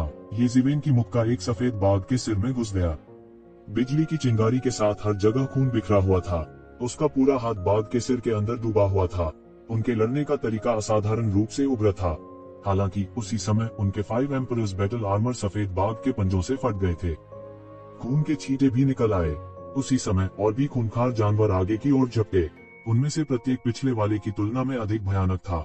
सभी प्रकार के रहस्यवादी कौशल जारी किए गए। कुछ फीनिक्स हवा में नाच रहे थे और अनगिनत नानमिंगली आग आसमान में जल रही थी। कुनपेंग भी दुनिया में उतर रहा था। उत्तरी अंडरवर्ल्ड कोल्ड पूल अकल्पनीय शक्ति के साथ बढ़ा। ब्रोकन ड्रैगन परिवार के वे मालिक लगभग हक्का बक्का रह गए थे। ये लोग हैं कौन? यहाँ तक अगर उन्होंने सफलतापूर्वक अपने दाव की पुष्टि कर ली थी, तो इस तरह के भयानक अशुभ जानवर समूह का सामना करना एक मृतंत होगा। कई लोग ठंडे पसीने में भीग गए। सौभाग्य से यह सिर्फ स्वर्ग का प्रतिशोध था। यदि यह वास्तव में इन पौराणिक जानवरों का आक्रमण था, तो उन्हें आज्ञाकारी रूप से आत्मसमर्पण करना पड़ सकता था। इन स्वाभाविक रूप से अत्याचारी पौराणिक जानवरों के सामने उनका प्रतिरोध अर्थहीन था। इन पौराणिक जानवरों की तबाही में येज़ेबेल की क्रूरता को भी उत्तेजित किया गया था। उसके शरीर में स्टार बीस्ट रक्त रेखा अचानक उत्तेजित हो गई थी।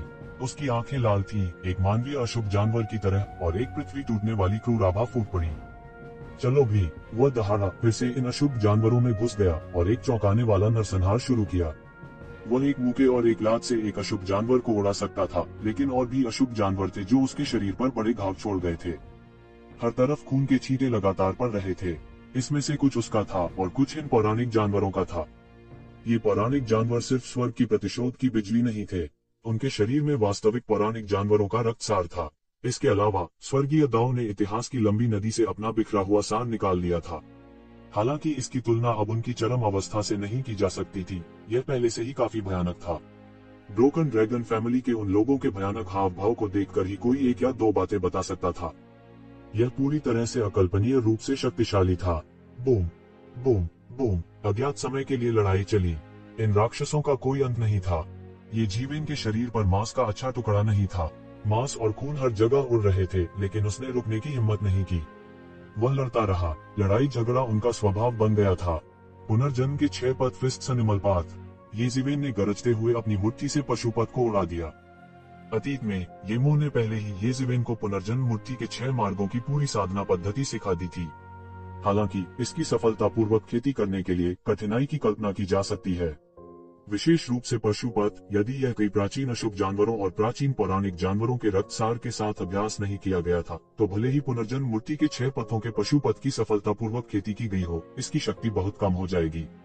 यह पुनर्जन्म के 6 पथों की मुट्ठी की अंतिम साधना को भी प्रभावित कर सकता है।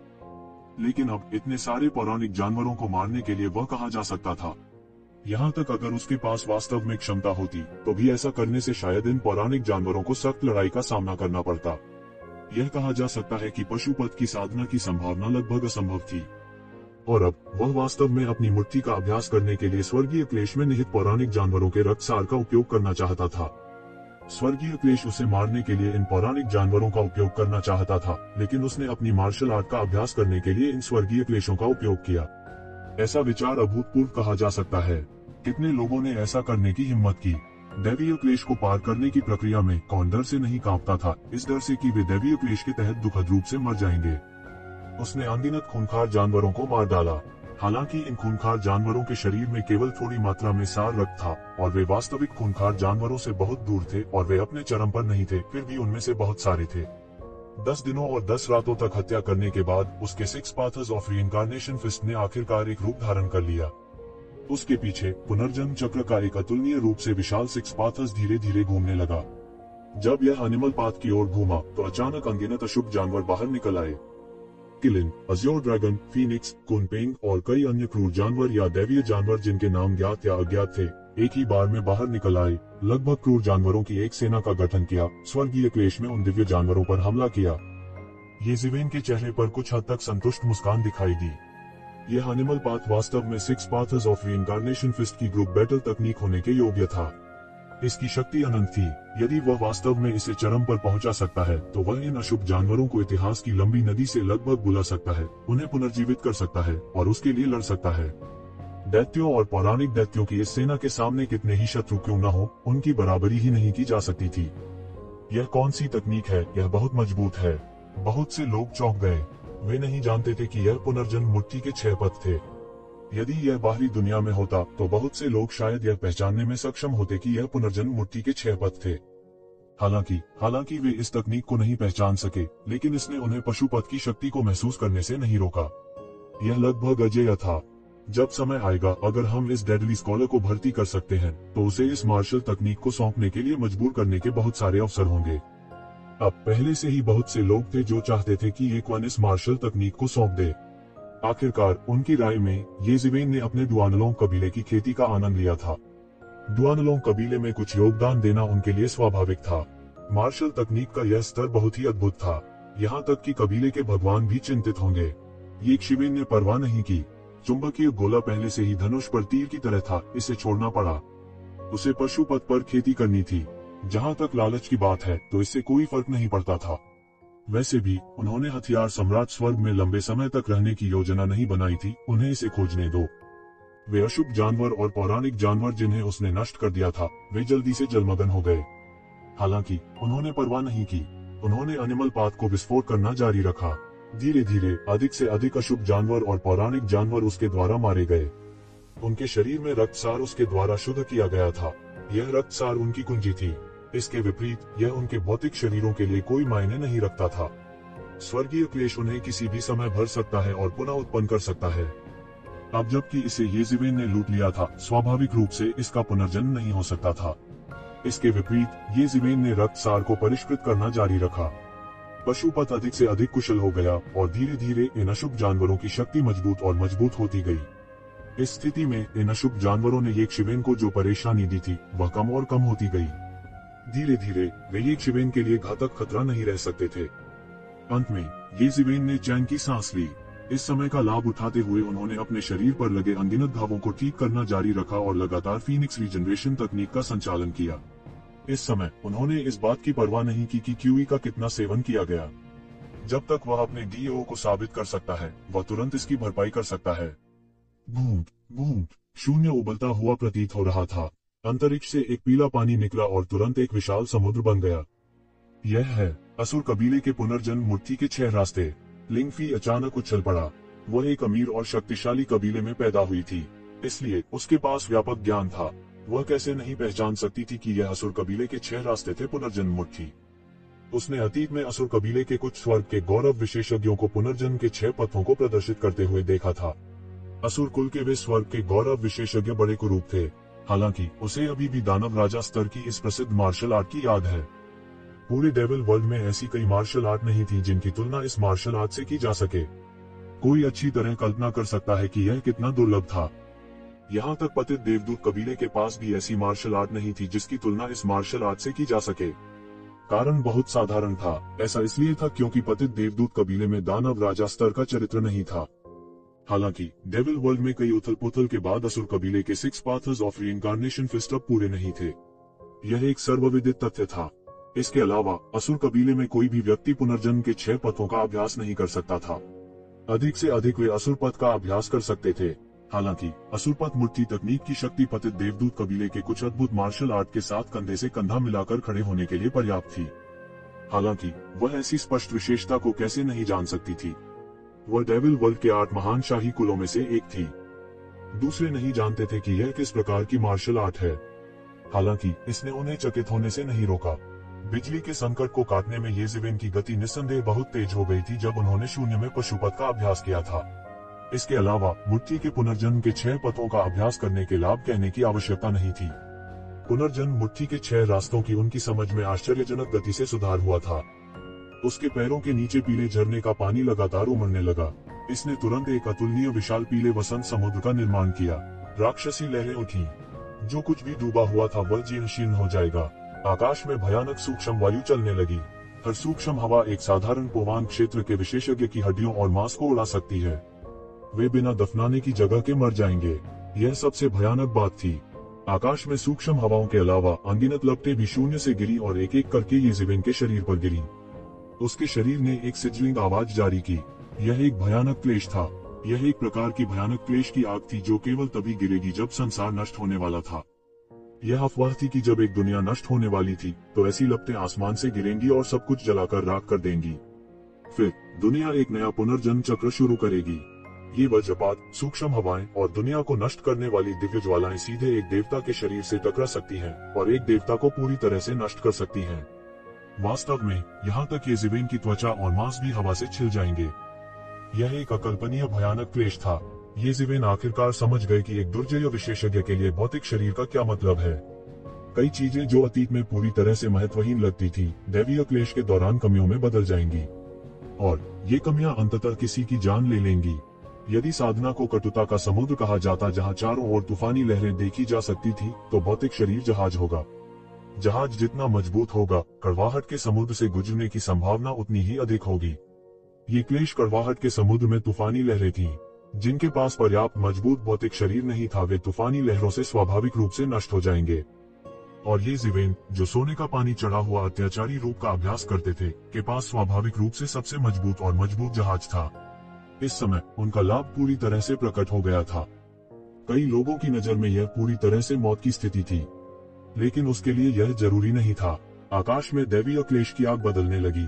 समाधि true fire, bone freezing fire, नानमेंगली फायर, 9 येन घोस्ट फायर और कई अन्य लपटें जिनके बारे में उन्होंने कभी नहीं सुना था, गिरने लगी। उनमें से कई अनगिनत वर्षों से विलुप्त थे और केवल किंवदंतियों में ही अस्तित्व में थे। एक एक करके वे आसमान से गिरे और ये जीवेन के शरीर पर गिरे, उसे जिंदा जलाना चाहते थे।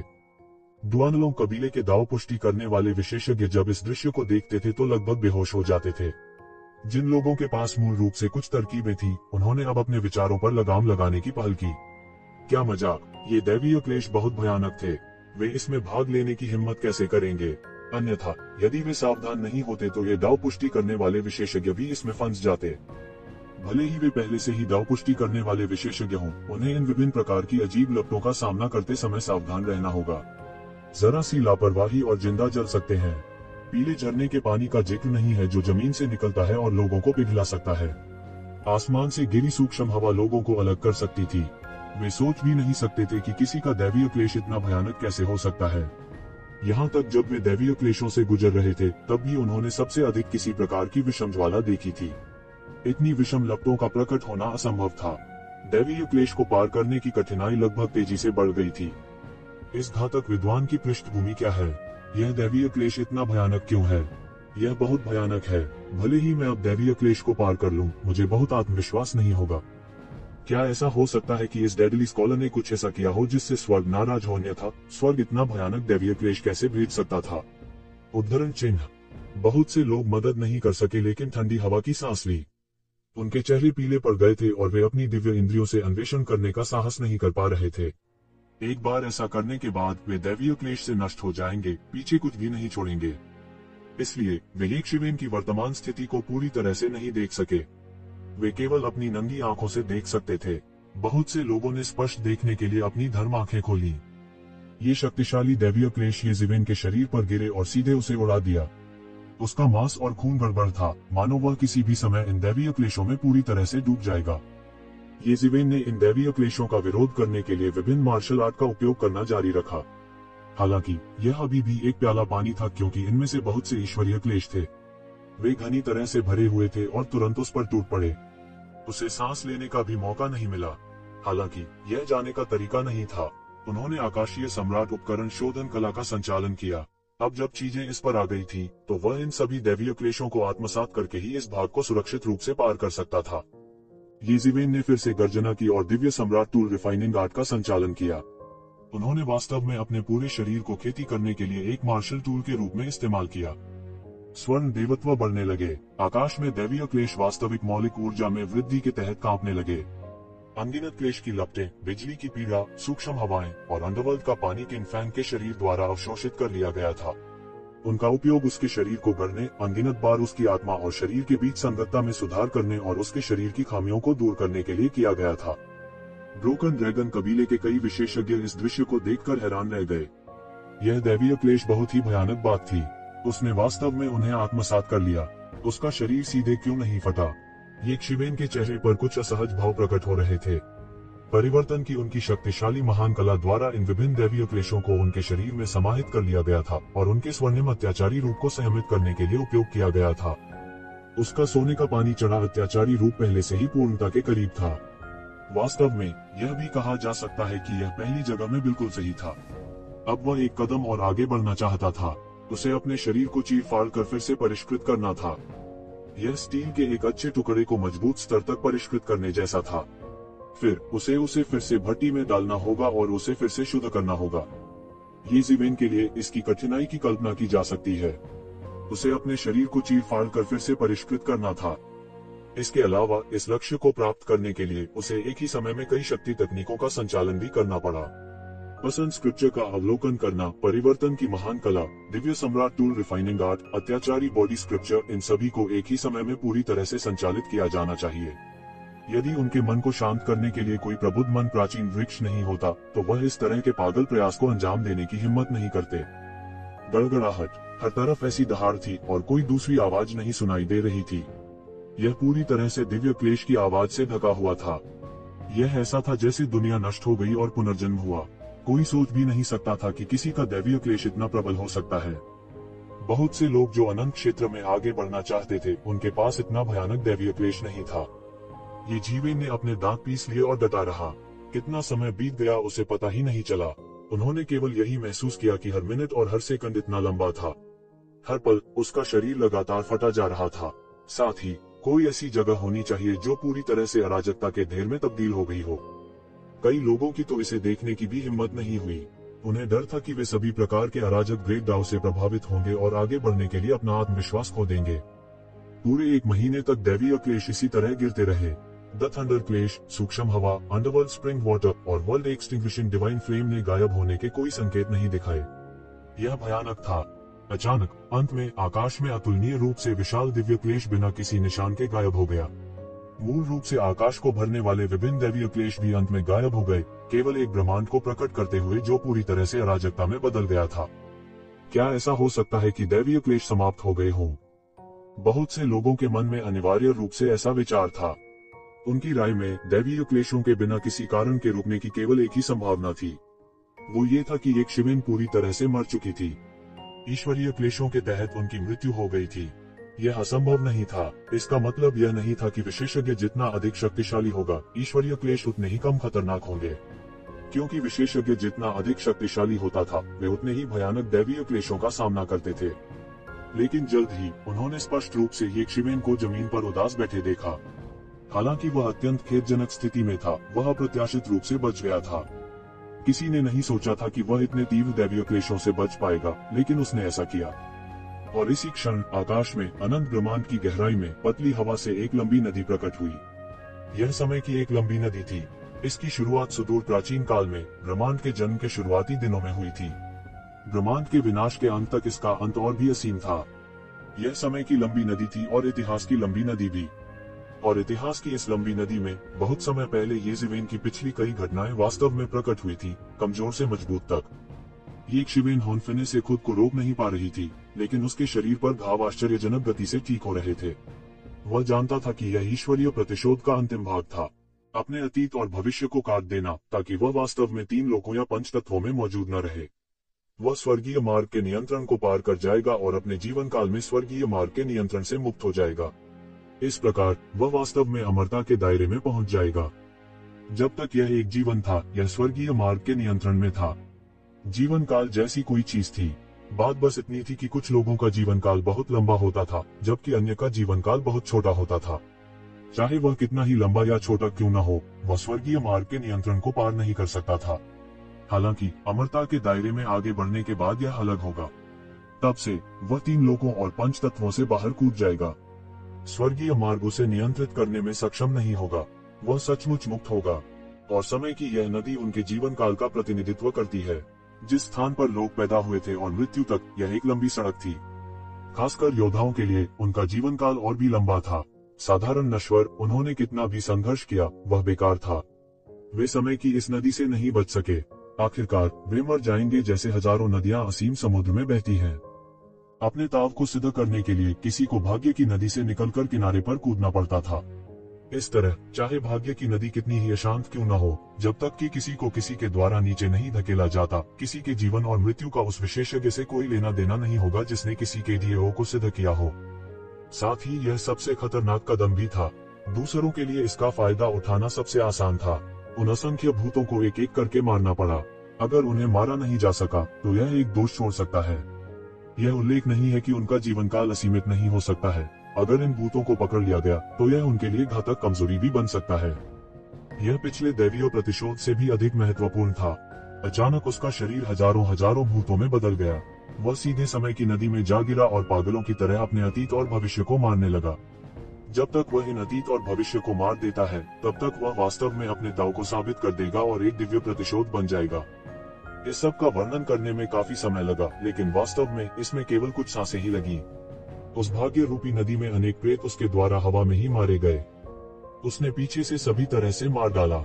इस समय एक बड़े हाथ ने शून्य से पकड़ लिया और सीधे उस आकृति को नीचे खींच लिया कि येज़ेबेल भाग्य की नदी में जा सकती है। येज़ेबेल अचानक चौंक गई। इसका मतलब यह था कि कोई उससे डील करना चाहता था।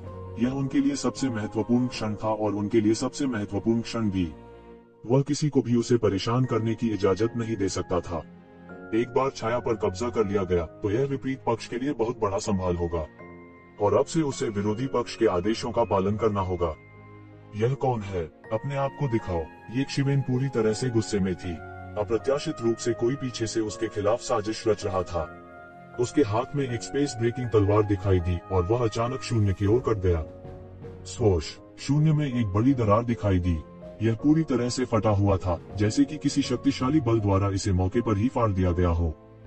बड़ा हाथ हवा में कट गया और सीधे एक काली छाया दिखाई दी।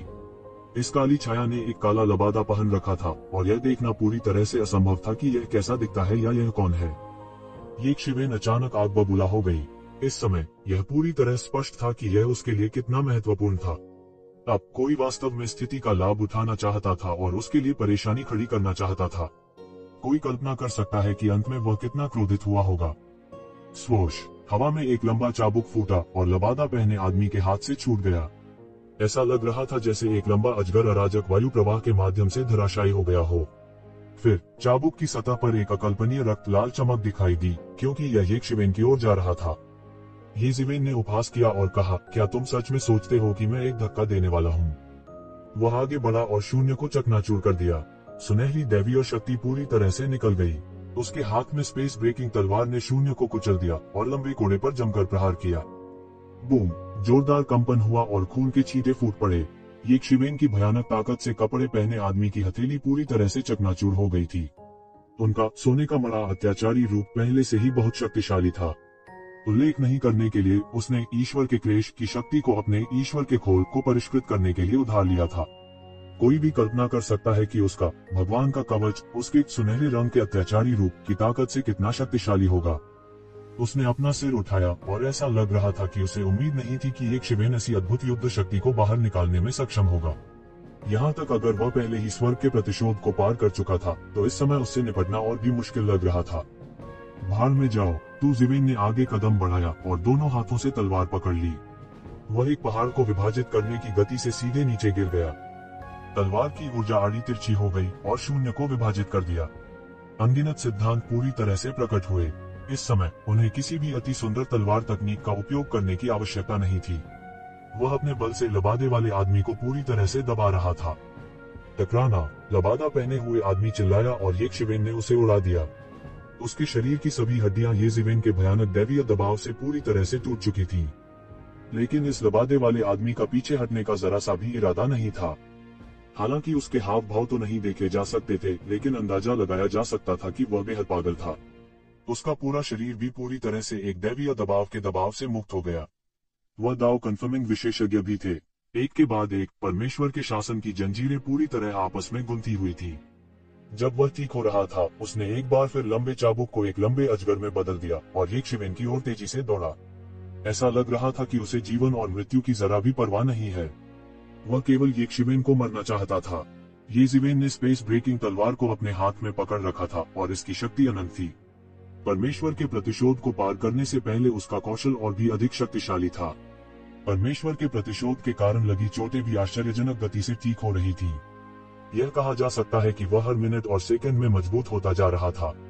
येज़ेबेल उसे पहले नहीं मार सकती थी, अब उसे मारना और भी असंभव था। अनगिनत तलवार तकनीकें अब पूरी तरह से एक में एकीकृत हो गई थीं। सम्राट का आगमन! भयानक तलवार के इरादे के परिवर्तन के तहत येज़ेबेल पूरी तरह से एक सम्राट, तलवारों के बीच एक सम्राट बन गया था। एक अद्भुत तलवार की नदी नीचे गिर गई और लबादे वाले आदमी के पास इसे रोकने का कोई रास्ता नहीं था। यह सीधे उसके शरीर में फट गया और एक बड़ा खूनी निशान फट गया। उसके सामने लबादा ओढ़े आदमी पूरी तरह से अनजान लग रहा था। वह और पागल होता गया। उसने इन चोटों की पूरी तरह से परवाह नहीं की और ये शिवेन की ओर तेजी से बढ़ा। लंबा कोड़ा एक लंबे अजगर की तरह दहाड़ा।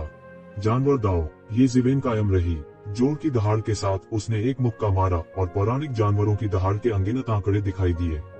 यह 20 दाव की दुनिया थी।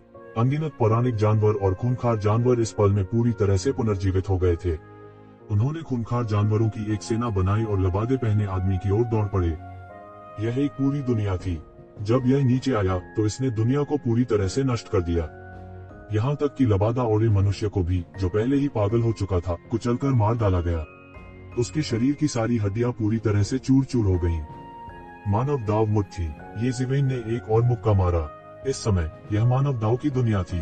बढ़ता हुआ 3000 नश्वर लोक एक चित्र स्क्रॉल में बदल गया, जो पतली हवा से प्रकट होता है और फिर नीचे दबा दिया जाता है। यह मनुष्यों के प्रभुत्व वाली दुनिया थी और इसने चौकीदार आदमी को पूरी तरह से दबा दिया। इस बार लबादे पहने आदमी की जीवन शक्ति पूरी तरह से कट गई थी। उसका शरीर हवा में मांस के पेस्ट के द्रव्यमान में बदलकर मौके पर ही गिर गया। ये शिवेन ने जरा भी दया नहीं दिखाई। किसी का रास्ता काट देना जिंदगी और मौत की दुश्मनी के बराबर था। इस मामले में वह जरा भी रहम नहीं करेंगे। फिर उसने एक बार फिर भाग्य की नदी में अपना रास्ता मार डाला। पिछले पाठ के साथ उसने अपनी पूरी ताकत से मारने की हिम्मत नहीं की। इसके बजाय उसने अपना कुछ ध्यान बांटा। वह यह भी जानता था कि यह लबादा ओढ़े आदमी साधारण नहीं था। यह कैसी जगह थी? इसे दुआनलों कबीले का सबसे महत्वपूर्ण स्थान कहा जा सकता है। बाहरी लोगों का प्रवेश संभव नहीं था, इसलिए यह सबसे अधिक संभावना थी कि दुआनलों कबीले में किसी ने कोई चाल चली हो। यह एक शातिर तैयारी थी। यह व्यक्ति अपनी एक धर्मकाया को छीन लेना चाहता था। ऐसे में वे उसे नियंत्रित करने में सक्षम होंगे। इससे कोई फर्क नहीं पड़ता कि उसकी साधना किस स्तर तक पहुंची थी, उसे समाप्त करना असंभव था। जब तक वह एक दिन अपने धर्मकाया को पुनः प्राप्त नहीं कर पाता, वह हमेशा के लिए गुलाम हो जाएगा। कोई सोच सकता है कि यह तरीका कितना शातिर था। इसलिए ये ज़िवेन विशेष रूप से क्रोधित थी। हालांकि ये शिवेन उनके साथ परेशानी नहीं देखना चाहती थी, क्योंकि इसकी कोई जरूरत नहीं थी। वह लंबे समय तक दुआनलों कबीले में नहीं रहेगा, इसलिए यह बिल्कुल भी मायने नहीं रखता था क्या वह इस मामले के लिए रुकेंगे। इससे भी महत्वपूर्ण बात यह है कि दुआनलों कबीले में बहुत सारे स्वामी थे। लाभ नुकसान के लिए नहीं बना। हालांकि उन्हें भी यह बात अपने दिल में याद थी, जल्दी या बाद में उसके पास उनसे वापस पाने का अवसर होगा। इसके अलावा उनके मन में एक और विचार आया। वैसे भी उन्होंने अपने दाव को साबित करने के लिए ब्रोकन ड्रैगन पॉइंट का सफलतापूर्वक उपयोग किया था। जब समय आया वह बस छोड़ सकता था। दुआनलों कबीला जीवित रहा या मर गया, इससे उनका कोई लेना देना नहीं था। यदि वे हार गए और टूटे हुए ड्रैगन स्टोन को नहीं सौंप सके तो दुआनलों कबीला मर जाएगा। इसे उसकी नाराजगी से छुटकारा पाने के रूप में माना जा सकता है। हालांकि यह भविष्य में लंबे समय के लिए एक मामला होगा। ये ज़िवेन शायद इसे नहीं देख पाएगी। उन्होंने कुछ नहीं कहा, लेकिन इसका मतलब यह नहीं था कि वह इस मामले को जाने देना चाहते थे। उनके मन में आक्रोश शांत नहीं हो सका। स्वाभाविक रूप से वह चाहता था कि दुआनलों कबीला इसकी कीमत चुकाए। शुआ, शुआ, शुआ, उसने भाग्य की नदी में अपने अतीत को तोड़ते हुए लगातार तलवार की रोशनी को बुझाया। उसने ट्रू मार्शल डोमेन के लिए अपना रास्ता मार डाला। उस समय वह अभी भी सबसे कमजोर था। सौभाग्य से उनके अलावा कोई और उनके पूरे जीवन को देखने में सक्षम नहीं था, और वे केवल उन अनगिनत बाद की छवियों को देख सकते थे जो बनाई गई थीं। अन्यथा एक नकली खजाना दानव के रूप में उसकी पहचान एक पल में उजागर नहीं हो जाती। हालांकि जब उसने अंतिम आकृति को मार डाला तो उसने पाया कि देवत्व के आरोहण की कई रहस्यमय घटनाएं जिसकी उसने कल्पना की थी, प्रकट नहीं हुई। दूसरे शब्दों में, परमेश्वर के इतने क्लेशों को भोगने के बाद वह परमेश्वर नहीं बना। यह कैसे हो सकता है? उसका ठंडा पसीना तुरंत टपक पड़ा। वह भगवान कैसे नहीं बन सकता था? वह किस पर अटका हुआ था? वह तुरंत हिसाब लगाने लगा। आकाश में भाग्य की नदी मूर्छित और मूर्छित हो गई। धीरे धीरे यह गायब होने लगा। अंत में कुछ सटीक गणनाओं के बाद ये ज़िवेन ने आखिरकार पता लगा लिया कि समस्या कहाँ है। यह उनका पिछला जीवन था। हालांकि यह समस्या अतीत में मौजूद थी, फिर भी यह वास्तव में आगे बढ़ने के लिए उसके लिए कभी भी एक बाधा नहीं बनी। अपने दाव को साबित करने के लिए अतीत और भविष्य के साथ साथ नश्वर संसार की बेड़ियों को काटने की आवश्यकता होती है।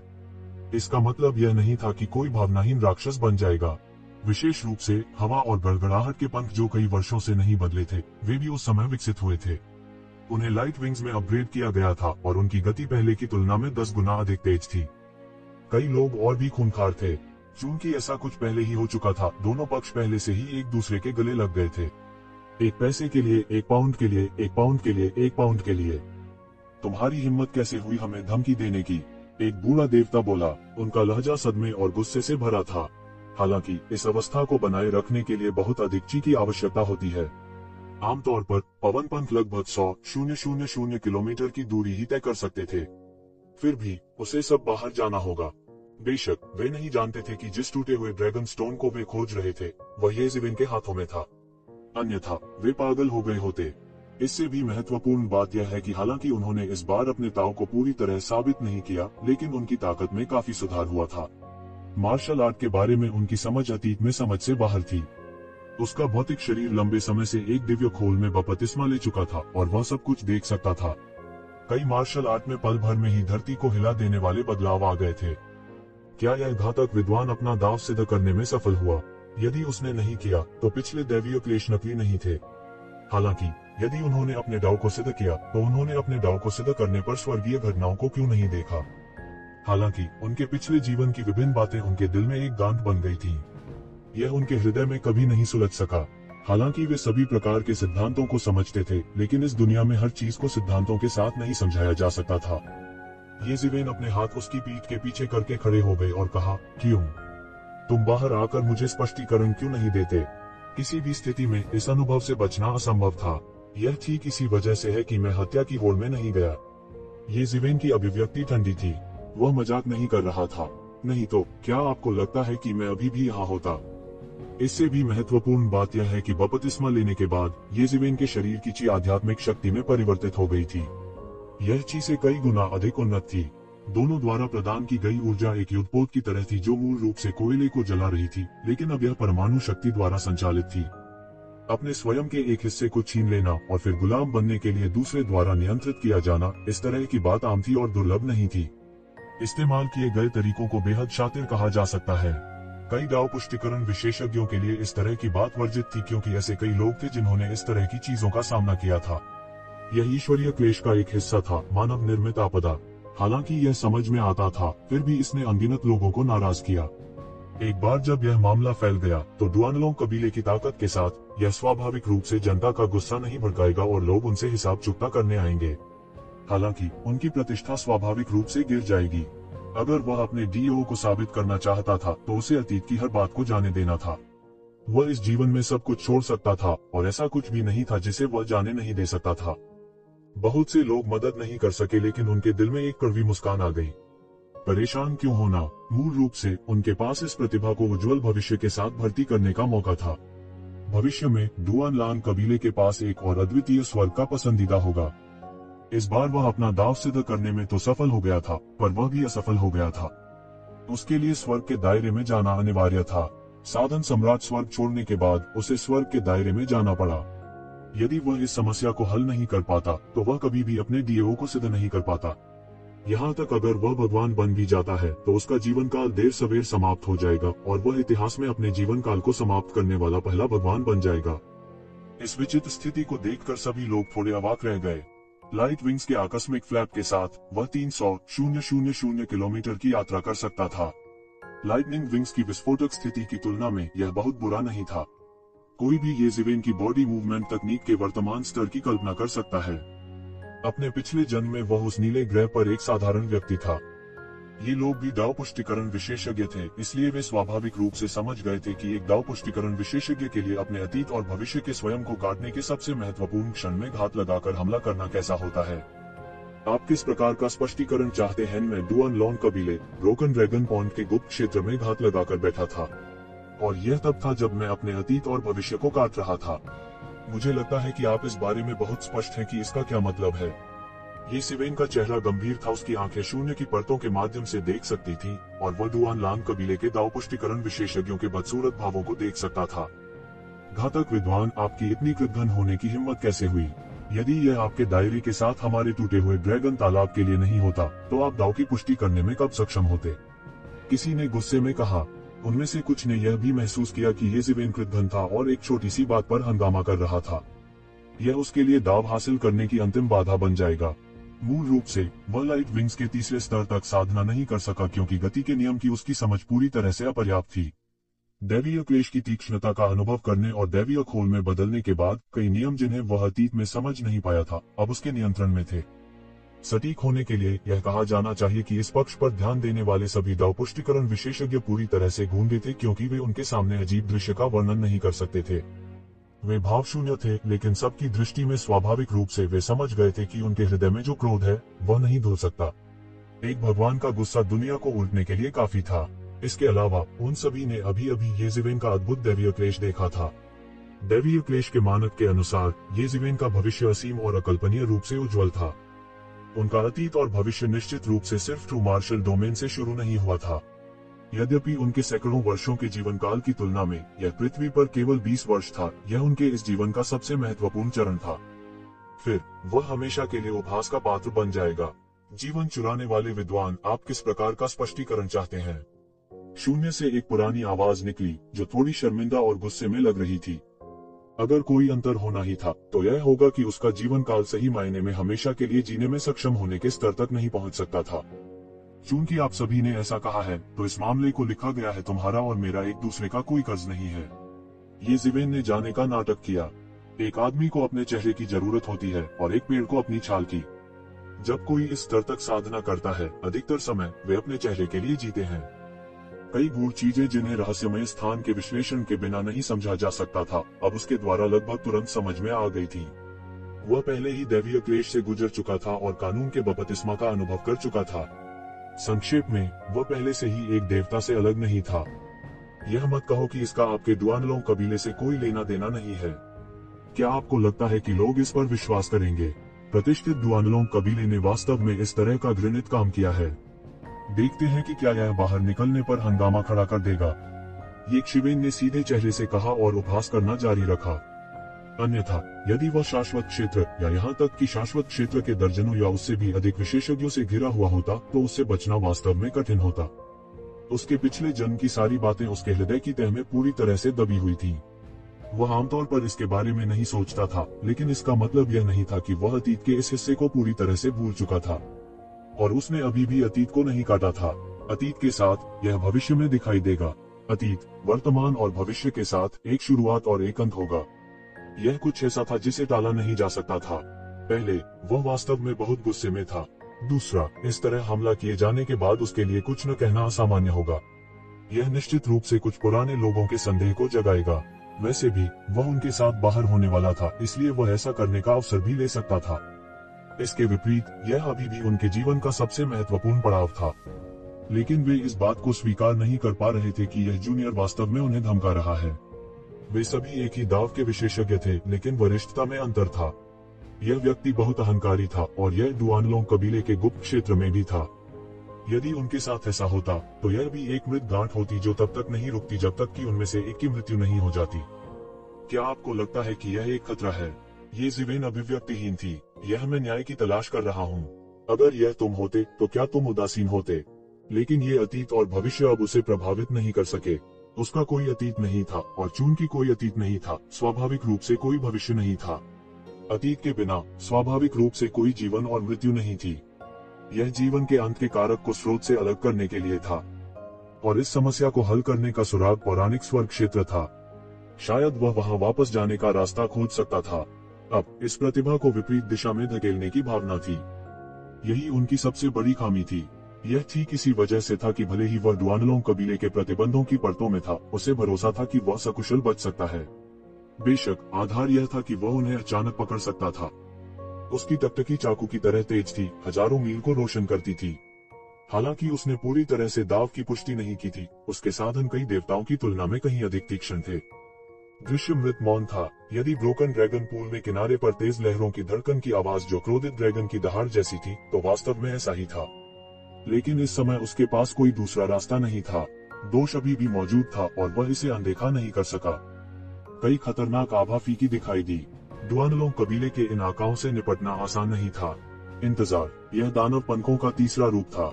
विंड एंड थंडर विंग्स की तुलना में यह बिल्कुल नया स्तर था। अतीत में जब येज़िवेन के पास हवा और गड़गड़ाहट के पंख थे तो वह एक पल में अपनी पूरी ताकत से फट सकता था। लाइटनिंग विंग्स की मदद से वह एक पल में सैकड़ों हजारों किलोमीटर तक उड़ सकता था। हालांकि उन्होंने डीओ की पुष्टि नहीं की थी, वास्तव में वह केवल थोड़ी ही दूर थे। ऐसी बहुत सी बातें थीं कि वह साधारण देवताओं से भिन्न नहीं था।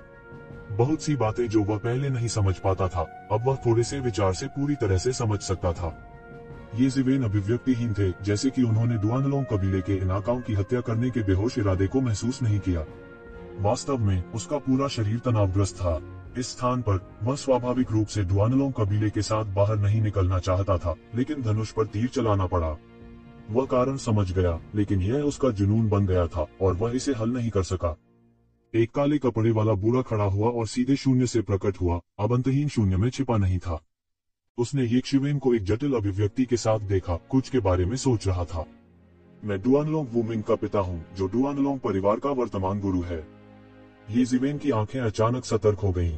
डुआनलोंग परिवार के गुरु ने स्पष्ट रूप से शाश्वत क्षेत्र को पार कर लिया था और उन्हें शाश्वत क्षेत्र का स्वामी होना चाहिए।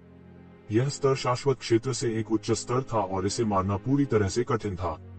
जब तक एक कोशिका बची थी, तब तक उसे पुनर्जीवित किया जा सकता था। उनकी ताकत भी ज्यादा थी। येशिवेन ने उपहास किया और कहा, अब जब तुम बाहर आ गए हो, तो क्या तुम्हारा बल प्रयोग करने का इरादा है? बेशक उन्हें विश्वास नहीं हो रहा था कि दूसरी पार्टी अभी आई है। भले ही अभी अभी लबादा पहने हुए आदमी को सीधे उसके द्वारा नियुक्त नहीं किया गया हो, फिर भी शायद उसका इरादा पीछे बैठकर देखने का था। बिना किसी प्रयास के दाव सत्यापन के मास्टर को नियंत्रित करने का यह एक अच्छा तरीका था। यह वास्तव में एक अच्छा सौदा था। यह कुछ ऐसा था जिसकी उन्होंने शायद उम्मीद नहीं की थी। प्रतिशोध के बाद भी येशिवेन ने अद्भुत युद्ध शक्ति बनाए रखी और बपतिस्मा के बाद उसकी ताकत पहले से अधिक मजबूत हो गई थी। अंत में यह सब शून्य के लिए था। यह स्वाभाविक रूप से असंभव है। डुआनलोंग परिवार वास्तव में इस मामले के लिए जिम्मेदार है। हम डुआनलोंग पूल के मामले को खत्म कर देंगे। अब से हम एक दूसरे को कुछ भी देना नहीं चाहते हैं। डुआनलोंग परिवार के मालिक ने कहा। मालिक, मास्टर, आप नहीं कर सकते। एक के बाद एक कई उस्ताद चिल्लाए। डुआनलोंग परिवार के मालिक ने दूसरों की परवाह नहीं की, लेकिन कहा, अगर हम कहते हैं कि हम आपको भर्ती करना चाहते हैं, तो मुझे विश्वास है कि इस मामले के बाद आप हम पर विश्वास नहीं करेंगे, है ना? येशिवेन ने सिर हिलाया। इस बात का जिक्र नहीं है कि वह उपकरण सम्राट स्वर्ग में लंबे समय तक नहीं रहेगा। यहाँ तक उपकरण सम्राट स्वर्ग के मूल निवासी भी उन पर फिर से विश्वास नहीं करेंगे। भरोसा तोड़ना आसान था, लेकिन भरोसा बनाना इतना आसान नहीं था। तो यह इस बार एक सौदा है। जब तक आप हमें जीतने में मदद करते हैं, हम आपको एक दिव्य गोली देंगे जो हमें बहुत समय पहले दिव्य दान क्षेत्र से मिली थी। जब तक आप इसे निगलते हैं, आप अपने साधना आधार को बहुत जल्दी समेकित करने में सक्षम होंगे। इसके अलावा यह बहुत जल्दी मध्य अमर स्तर तक पहुंचने में आपकी मदद करेगा। तुम क्या सोचते हो? डुआनलोंग परिवार के मुखिया ने बहुत अधिक गर्व की पेशकश की। एक दिव्य गोली, यदि संयोग से, दाव सत्यापन स्तर के एक मास्टर को भी जन्म दे सकती है। यह कीमती था और डुआनलोंग परिवार के मालिक की शर्त केवल येशिवेन के लिए फैंग चेंगजी के खिलाफ जीतना था। मालिक, कई बूढ़े राक्षस चिल्ला उठे। उनकी राय में यह शर्त बहुत ही उदार थी। जब तक उन्हें अकल्पनीय चोटें नहीं लगी, तब तक वे हमेशा के लिए जीवित रह सकेंगे। जैसे जैसे समय बीतता गया, उनकी संख्या धीरे धीरे बढ़ती गई। इसलिए उनकी संख्या सामान्य लोगों की कल्पना से कहीं अधिक थी। हालांकि सामान्य परिस्थितियों में उन्हें बंद कमरे में प्रशिक्षण दिया जाएगा। उनमें से कई साल भर दुनिया के सामने नहीं आएंगे। दाव पुष्टि करने वाले विशेषज्ञों के बीच केवल वे लोग जो 10 लाख वर्षों तक जीवित रहे थे योग्य माने जा सकते थे। जो 1 लाख वर्ष तक जीवित रहते थे उन्हें युवा माना जाता था। उनमें से बहुतों को अपने पूरे जीवन में कभी भी दिव्य गोली का सेवन करने का अवसर नहीं मिलेगा। कोई कल्पना कर सकता है कि ये स्थितियां उनके लिए कितनी उदार थीं। येशिवेन ने एक पल के लिए सोचा। उन्होंने मूल रूप से इस अवसर को छोड़ने की योजना बनाई थी। हालांकि स्थिति पूरी तरह से अलग होगी यदि वह एक दिव्य गोली प्राप्त कर सके। उसके पास पहले से ही एक दिव्य गोली थी, लेकिन कौन अधिक दिव्य गोलियों का बुरा मानेगा? बेशक उनके शरीर में दिव्य गोली निस्संदेह बहुत उच्च श्रेणी की थी। उन्होंने पहले अपने ताऊ को सिद्ध किया था और यह लगभग एक दैवीय खोल के बराबर था। इसकी तुलना साधारण दिव्य गोलियों से नहीं की जा सकती। उसने मूल रूप से इसे बाद के लिए बचाने की योजना बनाई जब वह इसका उपभोग करने के लिए अनंत क्षेत्र में घुस गया। अब उनके पास दूसरा विकल्प था। अपने ताऊ को साबित करने के बाद हर कदम पर अनगिनत वर्षों के संचय की आवश्यकता होती है। एक ईश्वरीय गोली उसकी अनगिनत वर्षों की कड़ी मेहनत से बचा सकती है। क्यों नहीं? ठीक है, लेकिन मुझे पहले दिव्य गोली देखनी है। येशिवेन ने डुआनलोंग कबीले के भगवान की ओर देखा और कहा, ठीक है, दिव्य गोली तुम्हारी है। यदि तुम जीतते हो तो दिव्य गोली तुम्हारी है। यदि तुम हार जाते हो तो तुम डुआनलोंग कबीले से बाहर निकलने के बारे में भूल सकते हो।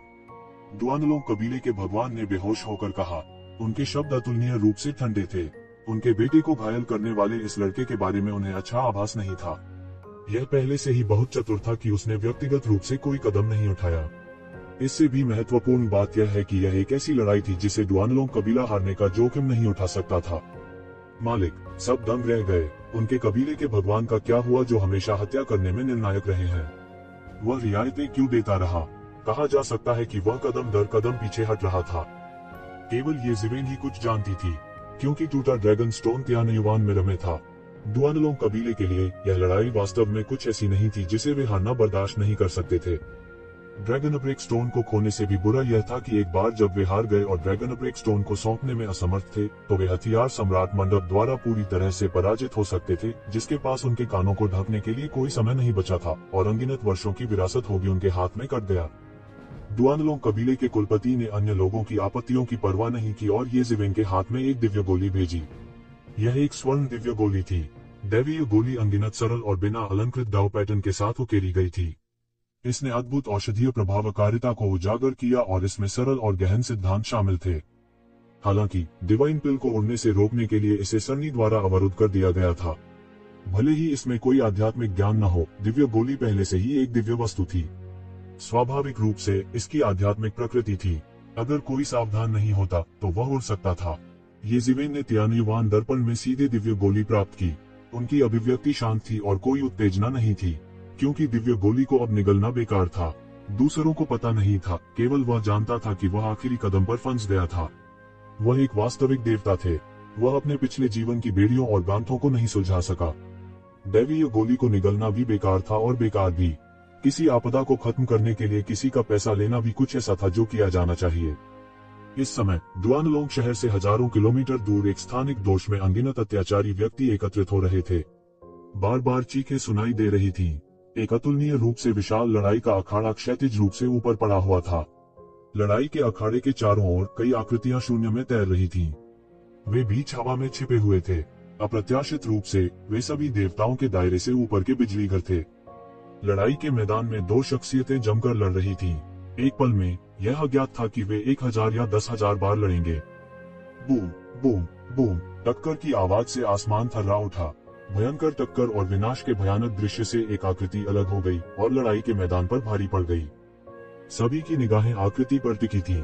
यह डुआनलोंग कबीले ब्रोकन ड्रैगन वुयू की नंबर 1 प्रतिभा थी। इस समय ब्रोकन ड्रैगन वुयू के शरीर पर मांस का एक टुकड़ा भी नहीं था। उसका मांस और खून टूट गया था और हड्डी के टुकड़े हर जगह उड़ रहे थे। कई जगहों पर सोने की हड्डियां देखी जा सकती थीं। उसकी आंखें एक उदास अभिव्यक्ति से भर गईं। यह कल्पना करना कठिन था कि कोई इतना शक्तिशाली हो सकता है। उसने मुंह भर खून उगल दिया और सुनहरा खून जमीन में रिस गया। वह पूरी तरह से घायल हो गया था और उसकी दृष्टि धुंधली होने लगी थी। इतनी भारी चोट तभी लगी थी जब वो पहले यक्षवेन के साथ लड़े थे। उन्हें इतने कम समय में फिर से चोटिल होने की उम्मीद नहीं थी। उस समय की तुलना में जब उसने 1 साल पहले येज़िवेन के साथ लड़ाई की थी, ब्रोकन ड्रैगन वुयू का समय बहुत मजबूत था। उस समय वह अमर स्तर के मध्य को मुश्किल से छूने के लिए मार्शल आर्ट अवतार के एकीकरण पर निर्भर था। 1 साल बाद ब्रोकन ड्रैगन पूल के बपतिस्मा के साथ उसने लगातार अमर स्तर के मध्य में कदम रखा था। हालांकि उन्हें सबसे भयानक असफलता का सामना करना पड़ा। पिछली विफलता की तुलना में यह अधिक संपूर्ण और अधिक भयानक थी। उसके सामने धीरे धीरे एक आकृति प्रकट हुई। यह ग्रे लबादे में एक आदमी था। उसकी आंखें चाकू की तरह गहरी थीं और उसका चेहरा शांत था। उसने ब्रोकन ड्रैगन वुयू की ओर देखा भी नहीं। उन्होंने बस बेहोश होकर कहा, ब्रोकन ड्रैगन वुयू, तुमने मुझे निराश किया। डुआनलोंग कबीले की नंबर 1 प्रतिभा बस इतनी ही है। क्या डुआनलोंग कबीले में कोई और नहीं है? कई लोगों के भाव अचानक बदल गए, विशेष रूप से डुआनलोंग कबीले के स्वामी। उनके भाव और भी भयानक थे। डुआनलोंग कबीले को पूरी तरह से अपमानित करते हुए इस व्यक्ति को देखकर वे कोई खंडन नहीं कर सके। ब्रोकन ड्रैगन वुयू थोड़ी देर के लिए संघर्ष कर रहा था, केवल दिल दहला देने वाला दर्द महसूस कर रहा था। उनका शरीर बिल्कुल भी हिल-डुल नहीं पा रहा था। झटका अभी अभी उसे लगभग मार डाला। यहाँ तक उसके भगवान के खोल को भी एक ऐसे बिस्तर का सामना करना पड़ा था जिससे उबरना मुश्किल था। वह संघर्ष करता रहा, लेकिन यह बेकार था। वह खून थूकता रहा। फेंग चेंगजी, ज्यादा गर्व मत करो। हमारा डुआनलोंग कबीला लोगों के बिना नहीं है। ब्रोकन ड्रैगन वुयू ने इस वाक्य को कठिनाई से उगल दिया। कोई और है। हम्फ। फैंग चेंगजी ने तिरस्कार पूर्वक उपहास किया। उनकी आंखों ने दर्शकों को देखा, लेकिन उनकी आंखों में तिरस्कार था। क्या 3 राउंड? जब तक डुआनलोंग कबीले से कोई है जो मुझे हरा सकता है, आज तुम जीत जाओगे। अभिमानी, धत्तेरी की कमीने, तुमने क्या कहा? अखाड़े के नीचे लिंगफी ने देखा कि हर कोई उसे देख रहा था। वह मदद नहीं कर सकी और बोली, तुम लोग क्या कर रहे हो? मुझे मत बताओ कि तुम मुझसे उस आदमी को हराने की उम्मीद करते हो। क्या तुम मुझसे मजाक कर रहे हो? लिंगफी ने अपना सिर हिला दिया। वह अच्छी तरह जानती थी कि यद्यपि उसकी क्षमता प्रारंभिक अमर स्तर के शिखर तक पहुंच गई थी और ईश्वरीय शस्त्र की सहायता से वह मध्य चरण में एक साधारण अमर स्तर से लड़ सकती थी। हालांकि वह निश्चित रूप से उसके सामने यह पागल व्यक्ति नहीं थी। वह डुआनलोंग कबीले की सदस्य नहीं थी। वह डुआनलोंग कबीले के लिए अपनी जान जोखिम में डालने को तैयार क्यों होगी? मैं उसका विरोधी नहीं हूँ। मेरी ओर मत देखो। लिंगफी ने अपनी बाहों को मोड़ लिया, न जाने का फैसला किया। मैंने सोचा था कि मैं पहले से ही बहुत अहंकारी था, लेकिन ऐसा लगता है कि हमेशा कोई आपसे बेहतर होता है। दूर शून्य से एक हंसी आई। जब सभी ने यह सुना तो उनके चेहरे अचानक बदल गए, खासकर ब्रोकन ड्रैगन वू यू। उसके चेहरे पर अजीब सा भाव था। कोई नहीं जानता था कि वह खुश था या उदास। उसने सोचा कि भले ही एक शिवेन आज न आए, फिर भी वह अपनी क्षमता से जीत सकता है। तब तक वह ये शिवेन के साथ लड़ेगा और अपनी गरिमा वापस पालेगा। किसने सोचा होगा कि वह फैंग चेंगजी से हार जाएगा? अब उसे बचाने के लिए वास्तव में ये शिवेन की जरूरत थी। बाहर आओ, फैंग चेंगजी जोर से चिल्लाया। उसकी आवाज ध्वनि तरंगों में बदल गई, जो सभी दिशाओं में लुढ़क रही थी। ये शिवेन की आकृति दूर से आई। जल्द ही वह अखाड़े में पहुंचे और हाथ जोड़कर खड़े हो गए। यह आदमी सच में आया था। मैंने कहा, वह अनुपस्थित कैसे हो सकता है? लिंगफी ने अपने हाथों को आपस में जोड़ लिया और उत्साह से कहा, यह आदमी कौन है? बहुत से लोग नहीं जानते थे कि ये शिवेन कौन था और वे आश्चर्यचकित हुए बिना नहीं रह सके।